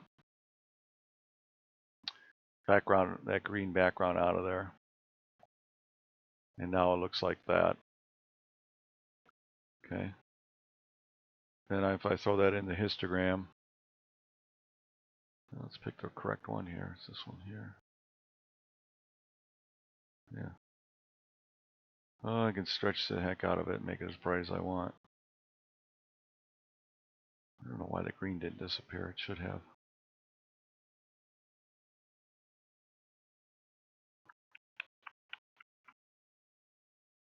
This one's not the one I want. This is the one I want. Let's look at that again. Boy, that's weird. I guarantee I took the green out of there. Yeah. I'll remove that. Yep, remove this. Remove this one. I think my software is getting confused with what I've got sitting here. This is the image I should be looking at. And it's not. Interesting.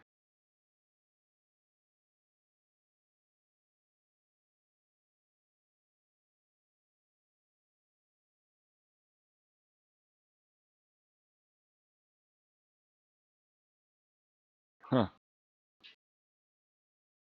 I gotta restart this software. It's gotten confused. Anyhow, we're on the last image for this object tonight.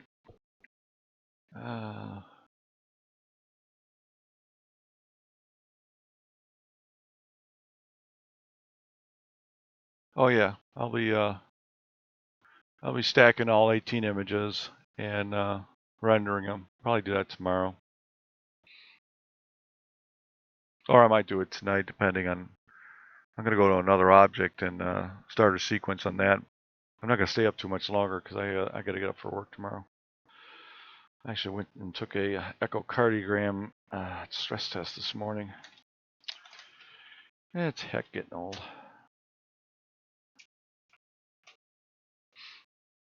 We've got 3 minutes on this last on this object. That's the last frame. I'm going to take 18 frames. That's an hour and a half for this comet, and then we'll go on to something else. I just got to decide what that else is going to be.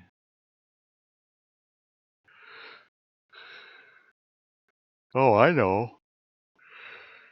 I never did finish my northern sequence. Let me see what did I have left to do up there? Let's see, what did I have left to do? Well, maybe I did finish it. No, I don't think I did. I did not finish last night, or last time. I think I have to do 101, 63, and 94. I still got those 3 to do, I believe.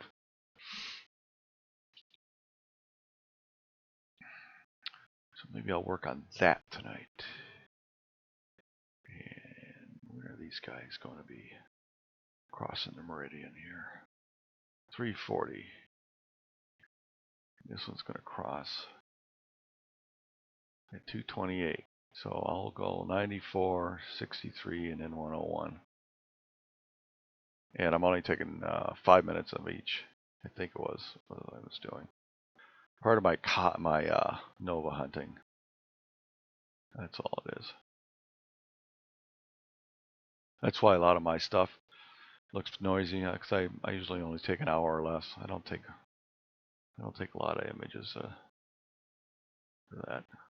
I'm practicing running my auto sequencing stuff, where it takes a sequence of multiple objects, automatically plate solves, centers it, and then takes an image and then moves on to the next one. All right, Charles, take care.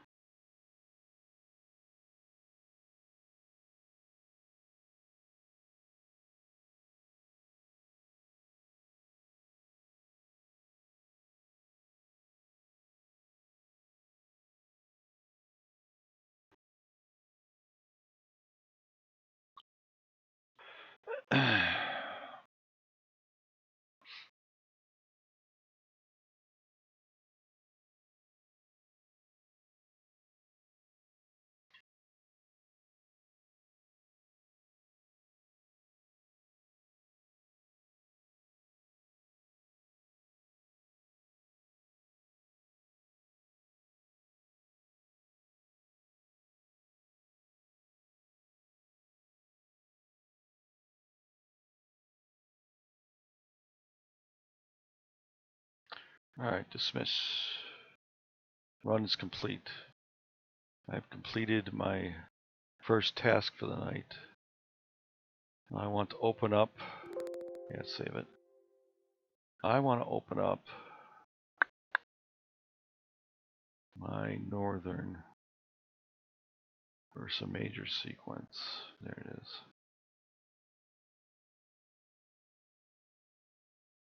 All right, what do I got left here? I've got 94, 63, and 101. That's exactly what I got left.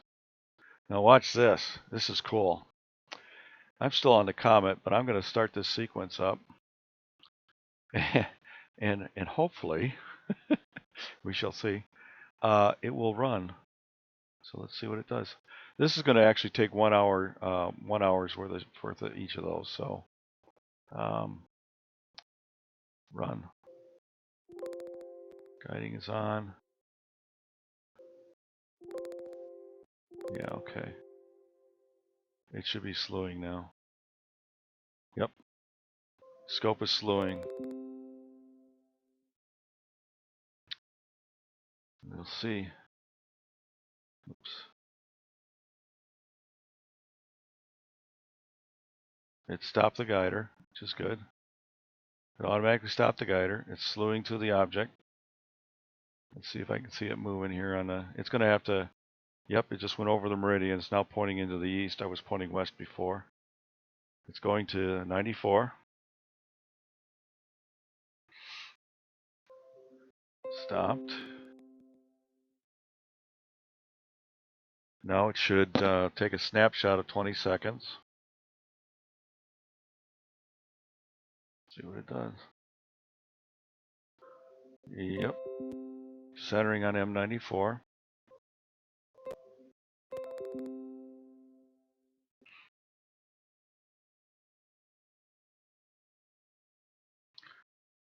Slew to match the reference frame.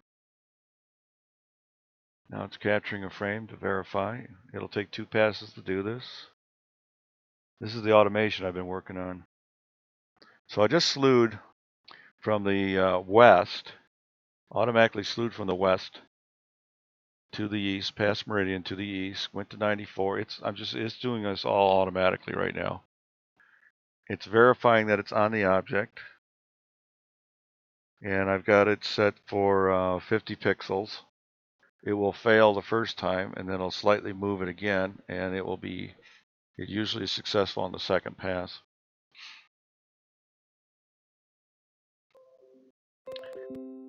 Ooh, it's quite a bit out actually. 5,000 pixels in one direction. Interesting. I'm gonna have to monitor this, see if how bad it really is. Let's lock this range, see if it's. I can't touch that. All right. I have to keep an eye on this. See if it actually centers it this time.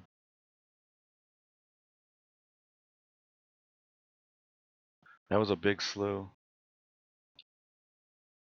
If this fails, 5,000 is quite a bit. That's one full frame, which means I'm not on it. I had a problem when I started up. I think I bumped the scope. I bumped the scope and moved it a little bit. I did do a sync on it so that I thought the model would be okay. But I'll bet you this is the object right here. I think of interest. So I think it centered it, and it is now in the center. It found a match and actually centered it. So it was actually off the frame, moved it the right amount because it solved where it was looking at and moved it to where it needed to be. And now it's taking the images. Let's see if it picked a good star. It picked a star. It's guiding. Hopefully it's not guiding on the core of this galaxy. It could be, for all I know. I bet it is. I bet you I'm guiding on the core, because my guider is pretty much in this field of view right here. Guiding on the core is not a good idea, but that's what it picked because that's all it saw. But it automatically picked it. So we're taking a 5-minute shot of this object. Well, that core is pretty bright. It's going to be saturated.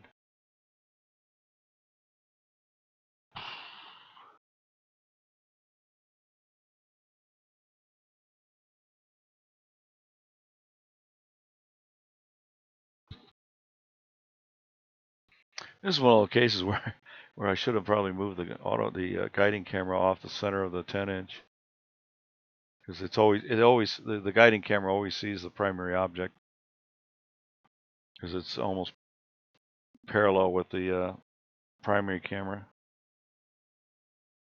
through the 10-inch. I'm using an on-axis guider. So I have the entire field of view of the 10-inch available to me. Yeah, it's. I think it's guiding on that on the core of the galaxy.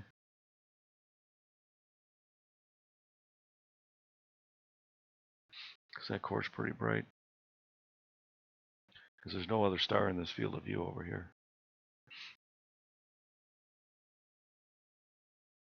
Give you any idea what I'm talking about?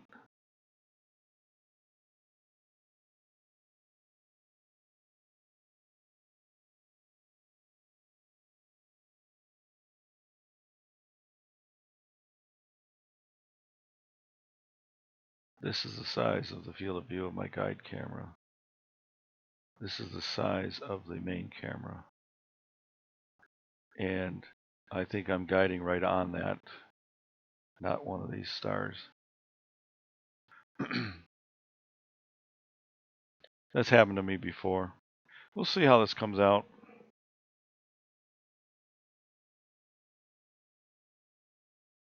This will run for 3 hours, guys, so I'm not staying up for it. And I'm hoping that it will work the way it's supposed to. Once it finishes this object, an hour from now, it will slew to the next one in center and automatically pick a guide star and then take the hour's worth of data and then slew to the third one. That'll take us into about 2:30, 3 o'clock in the morning, or no, about 1:30 to 2 o'clock in the morning. I may actually I could add another one to this. I've got this list. I've already taken shots of this stuff. I wanted to finish up this list that I had built a while ago. I couldn't take all of these in one night because it was just too much. 2, 3, 4, 5, 6, 7, 8, 9, 10. There were 10 of them. That would have been 10 hours, and we don't have 10 hours of dark anymore.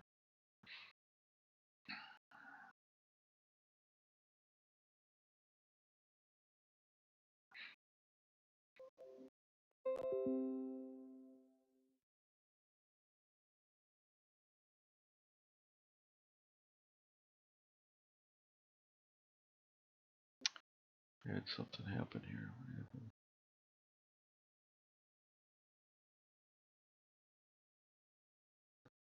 Let's see. We're 50 seconds away from the first frame. I want to look at this first frame and see if the guiding on that core is acceptable. If it's not, I'll have to bump the scope a little bit to find an actual guide star.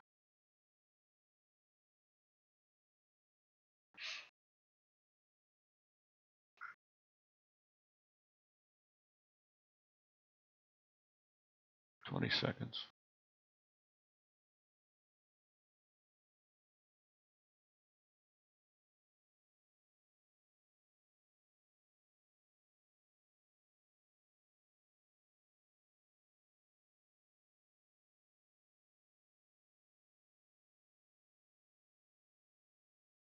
I wonder if that focus is moving around at all.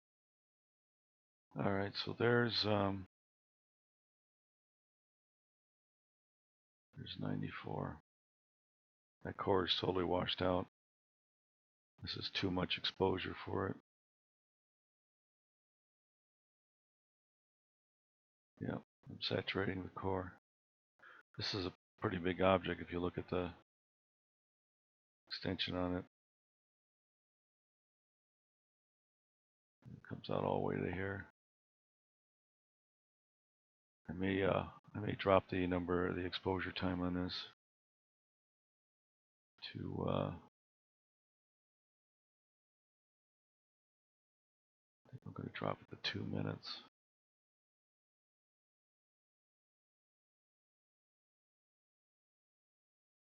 And I'm going to make this 20.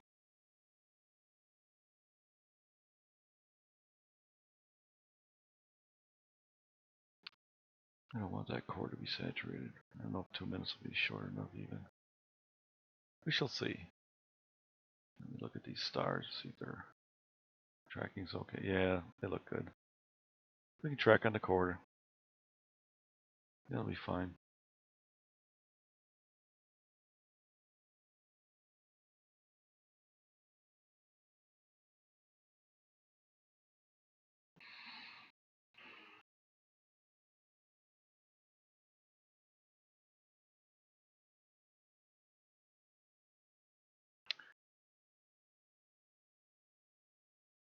Yeah. Yeah, I just changed that for that one. The rest of them will stay the same. Something to remember on my data sheet. Speaking of my data sheet, I need to go and pull that up and add that last object. Where's my data sheet?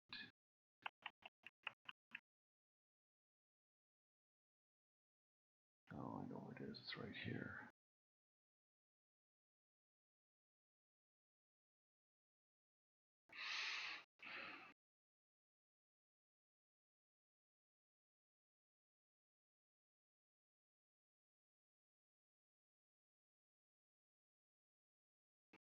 So let me just copy this one. Copy. Insert 22.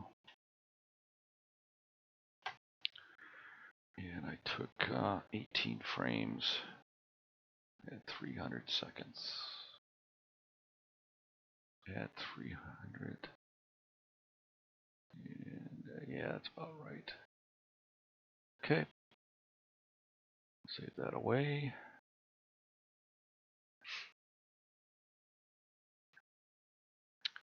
And let's go back here.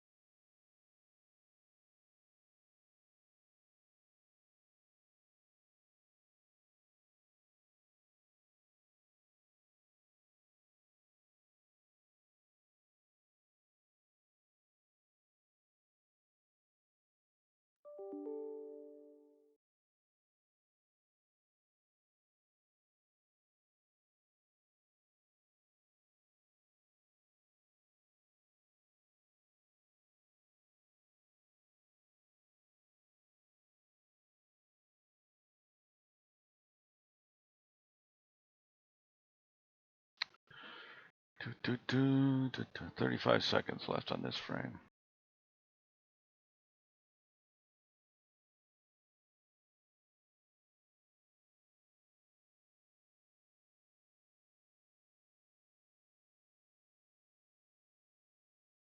And then I'll see what a 2-minute looks like after this one.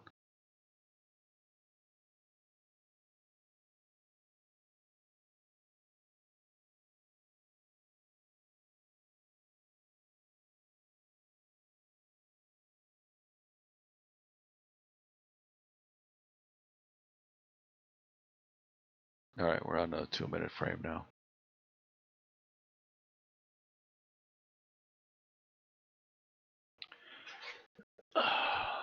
See a little coffee here.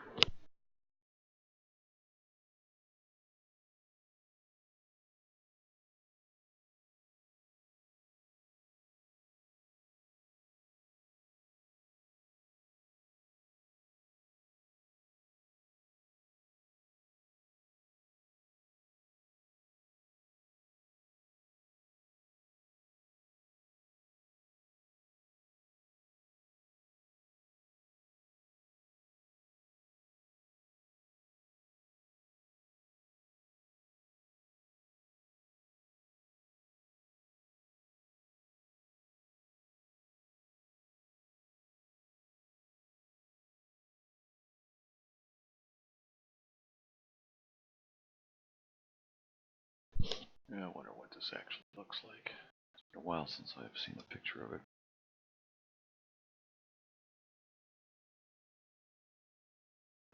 Let's yeah, And that's from the people that take the time to take a gazillion hours worth.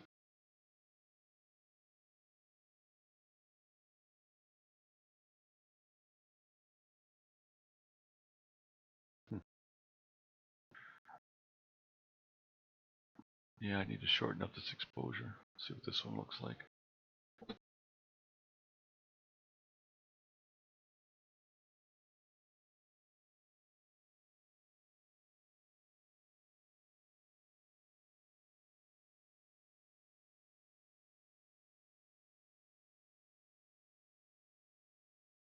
Alright, now the question is, are we still saturated? Yep, 65,000. Yep. Not as bad. Let's see here, let's stretch this guy a little bit. Yeah, I don't know. This is a tough one. There is some stuff out here, but I don't think I'm going to get it with 2 minutes. That's all right. We're just going to do 18 2-minute shots, and then we'll move on to the next one. So this will be only a half an hour worth. The idea here is to check how the automation works. For example, if it was deep enough, I'd have a couple of supernovas show up here. These stars are pretty dim, even at 2 minutes. Let's take a look at what we got.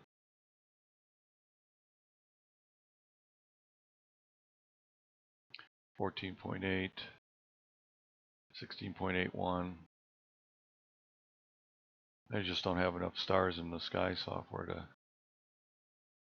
Oh, there's an 18.3. Oh, that's a PGC. There's actually a galaxy sitting there. Wonder if I can actually see that one.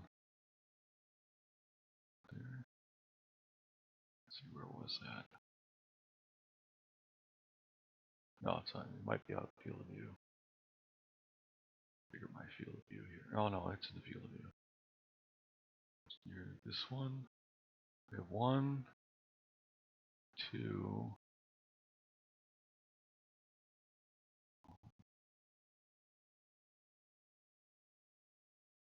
Yeah. 1, 2. 1, 2.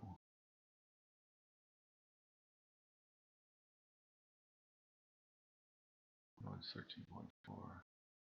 So these two, it's on the opposite side, so it's over here. Where did that go? This one right here. This is that one. Is that right? Yeah. Actually, it might be that one and then that one. So it's next to here. It's in this area here. Don't know if it's there. Oops.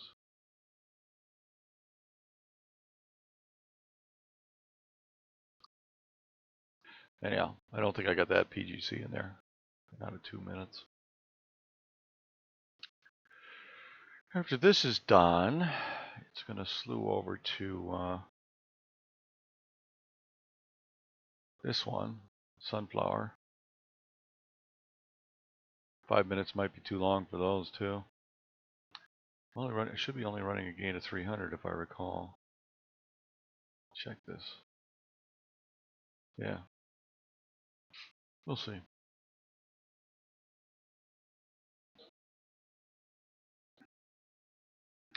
I got a half an hour on this one, and then it's going to slew to 63 and take an hour there. And then it'll go on to 101 and take an hour there.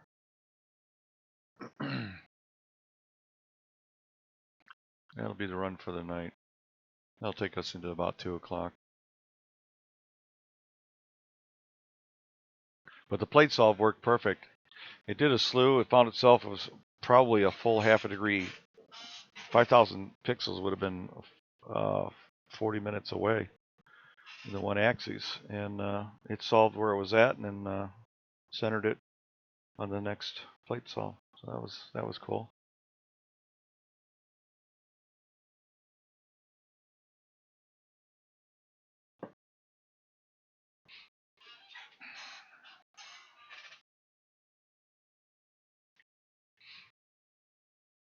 Should look at this plate salt, whether it sinks.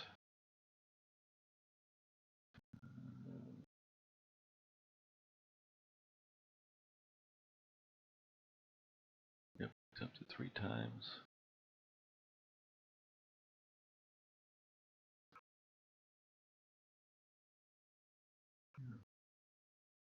Good stuff. It's actually very quiet out tonight. Not much wind.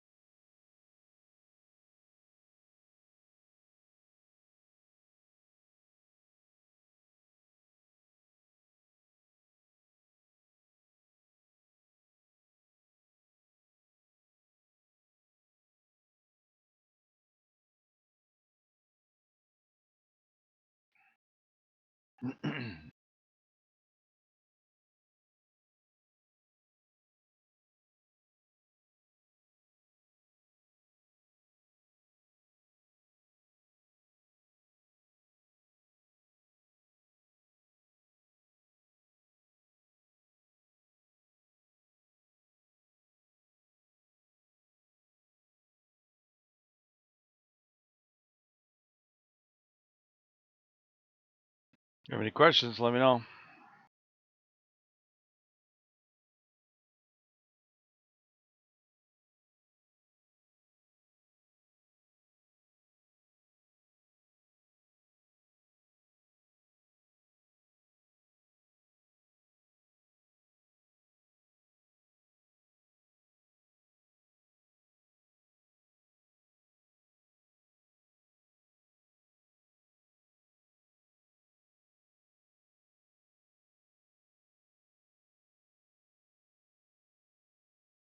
It's not moving.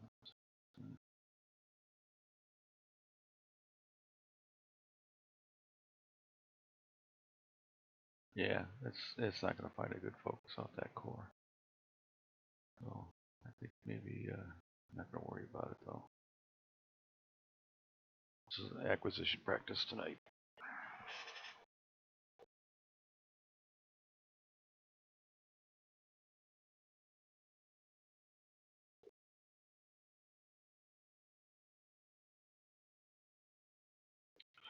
Oh man, I need some tunes. Let's see here. Bring my iTunes up. Why not? Yeah. Nah, I don't want that. Don't. Now let's see here. Let's take this, move it over here. Let me go to my. Let's see, where's my music?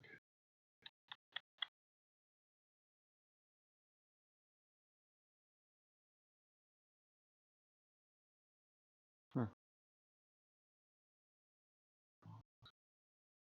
There we go.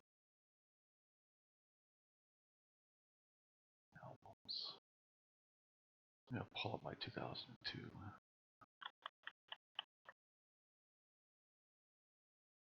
Alright. At the top, I think. New.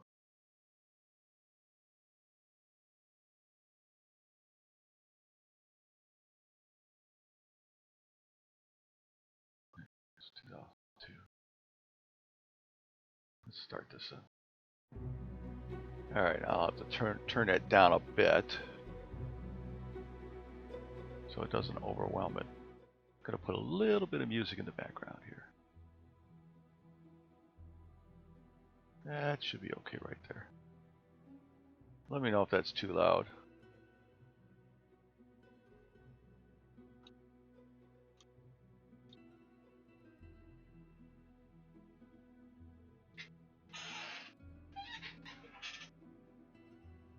Alright, I'll have to turn that down a bit so it doesn't overwhelm it. I'm going to put a little bit of music in the background here. That should be okay right there.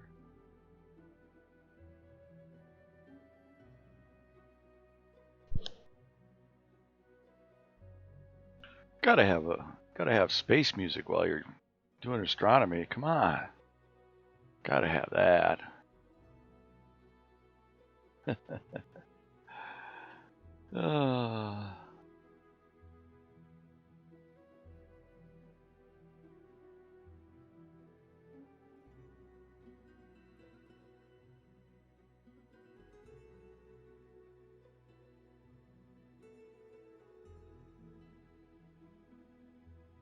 Frame number 9 of 20.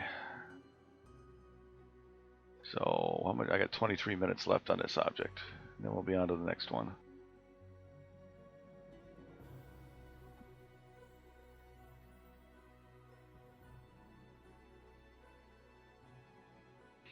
I did take a nap around 7 o'clock for an hour, so I'm not totally tired. Because I knew it was going to be clear tonight.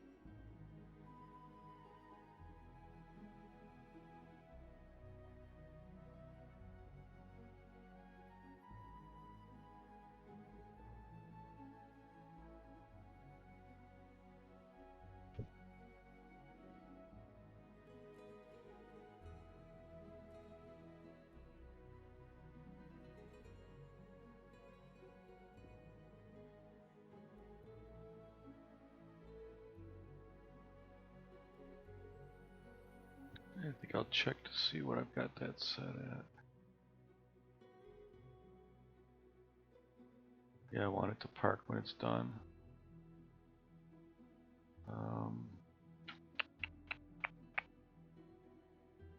Is this set at my flip? Yep, it's 30. Okay, good. So we'll only go about 7 degrees past the meridian. They should flip it. We'll see if that works tonight. Might not actually get there, but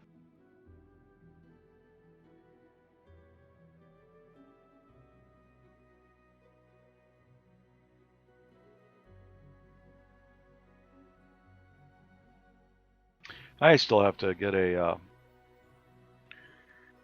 infrared camera out there so I can see if it's on the right side of the pier when where I think it is, at least. It's pointing. The scope is on the west side, pointing east right now.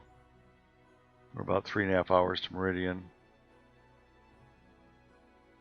and I know that because of this right here. Plus, this tells me the same information. Time to pier flip is 30 minutes later, right? 30 minutes after it passes the meridian. So it's going to flip it in 3 hours, or in 4 hours. If we're still tracking at that point.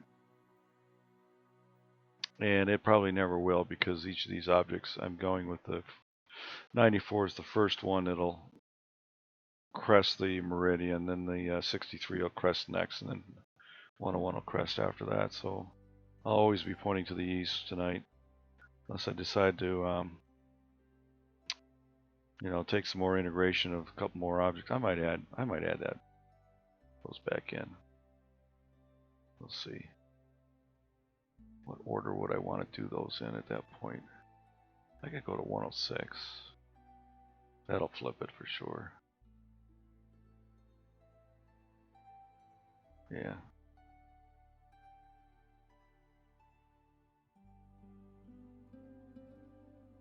Because it's going to hit transit at 2 o'clock.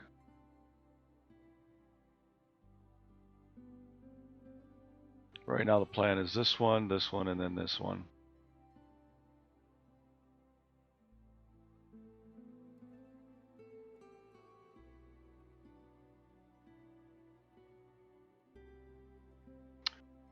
Actually, these guys are starting to get up high enough, I might actually go after them.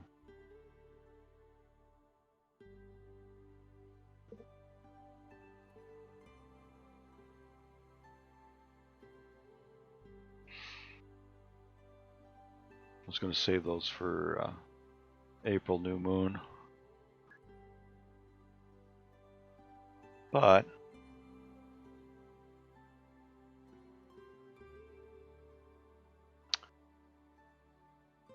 let me check my list on that.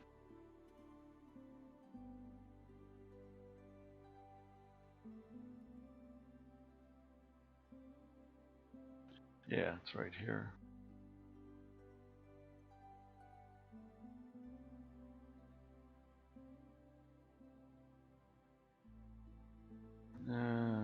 I don't know if I can open this or not. Let me see if I can open this. It might be a binary file. Yeah, I don't think I can. Yeah, it's a binary file. Alright. But this is a list of about 20 objects that I built 5 days ago.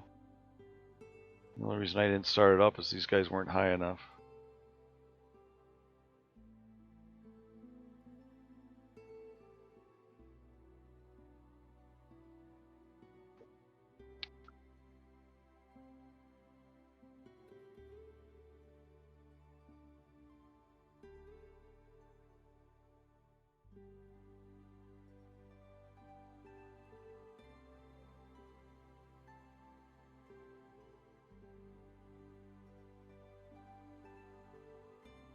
You know, I may just skip these two and hit Leo. Bring up the other sequence and hit it first. How far up are these guys? Let's find out.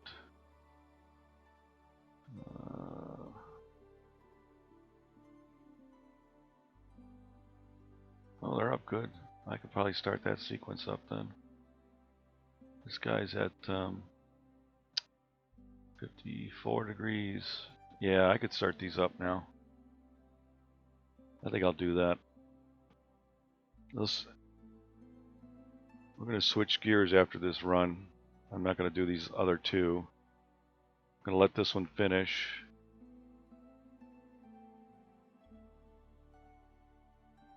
Got 16 minutes left.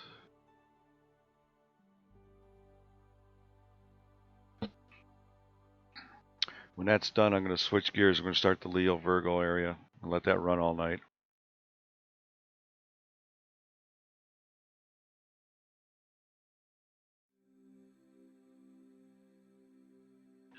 I will pick 5. That'll give me 5 hours. I'll get that started about 11:30. It'll give me until 4:30. Maybe we'll pick 6 objects. It'll take us to 6 o'clock in the morning. And just let those run. And then the next clear night, I'll continue on with that. See, this list is the kind of the Ursa Major area.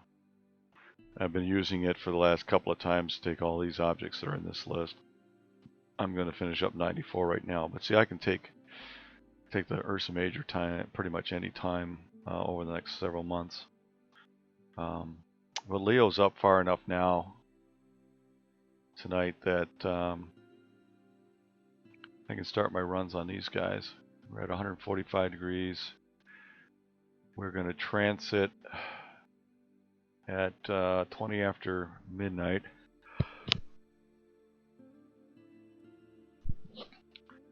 So the only question is, how long do I want to run on these? If I want to make us a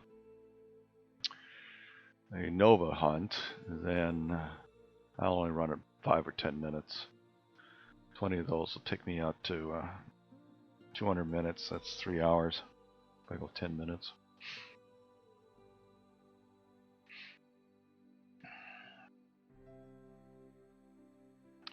One, two, three, four, five, and then I think I have 10 or 15 in this group listed. I'll find out in about 10 minutes. 14 minutes, I don't know. And then we'll start that area up.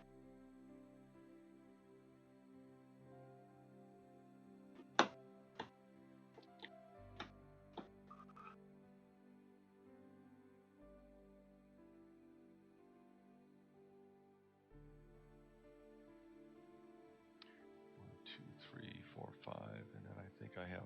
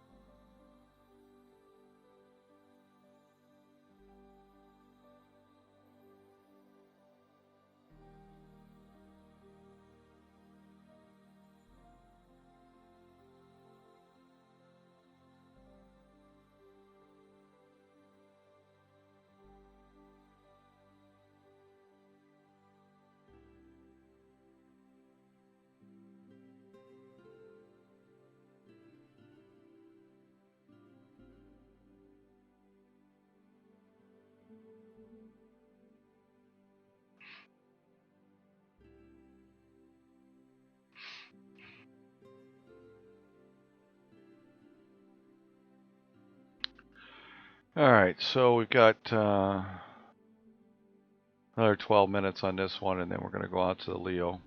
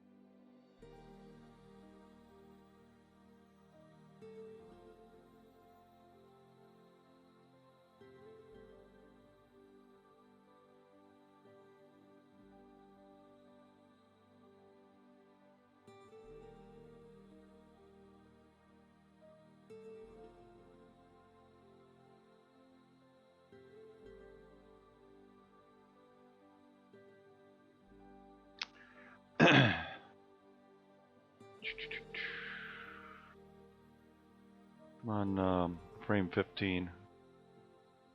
You got 6 more frames.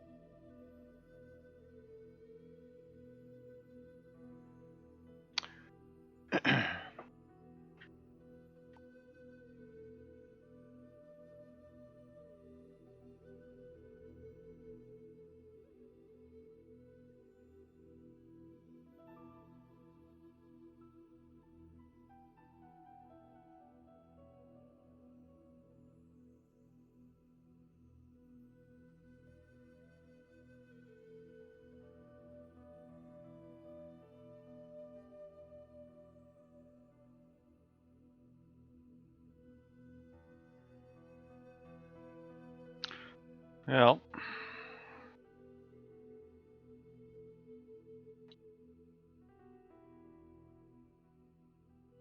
can you hear the music?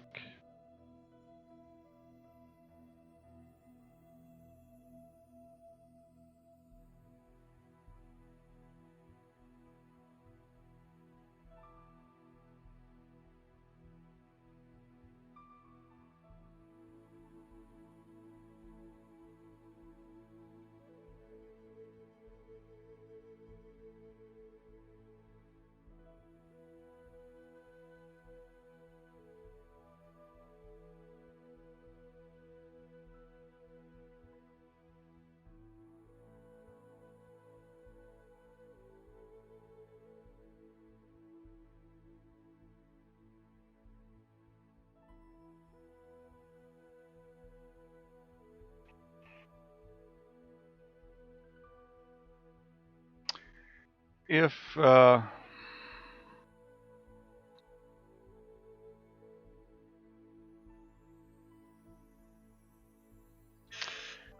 the screen looks fuzzy, go to the settings in the lower right corner of the YouTube channel and set it to 1080p. It's probably streaming it. You're probably getting it at 360p when I'm actually streaming it at 1440p.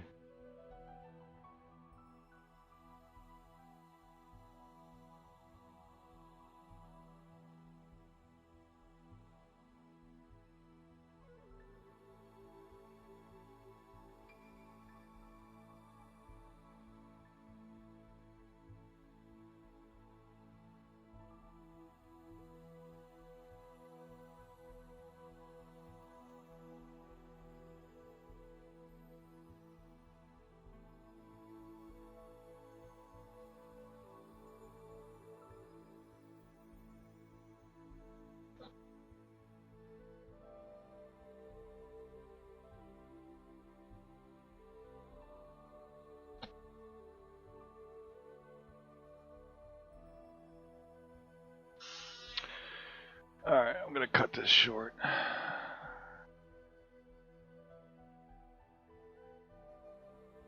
going to take 2 more images.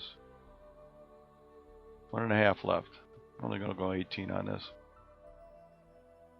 Now I'm going to start the next sequence up.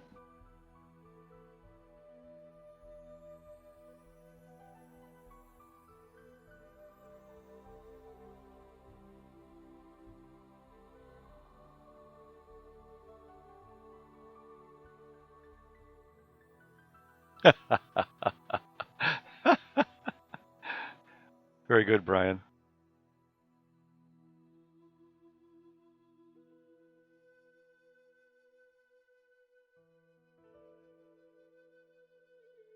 I just saw your Facebook post, Brian. Thanks. Appreciate it.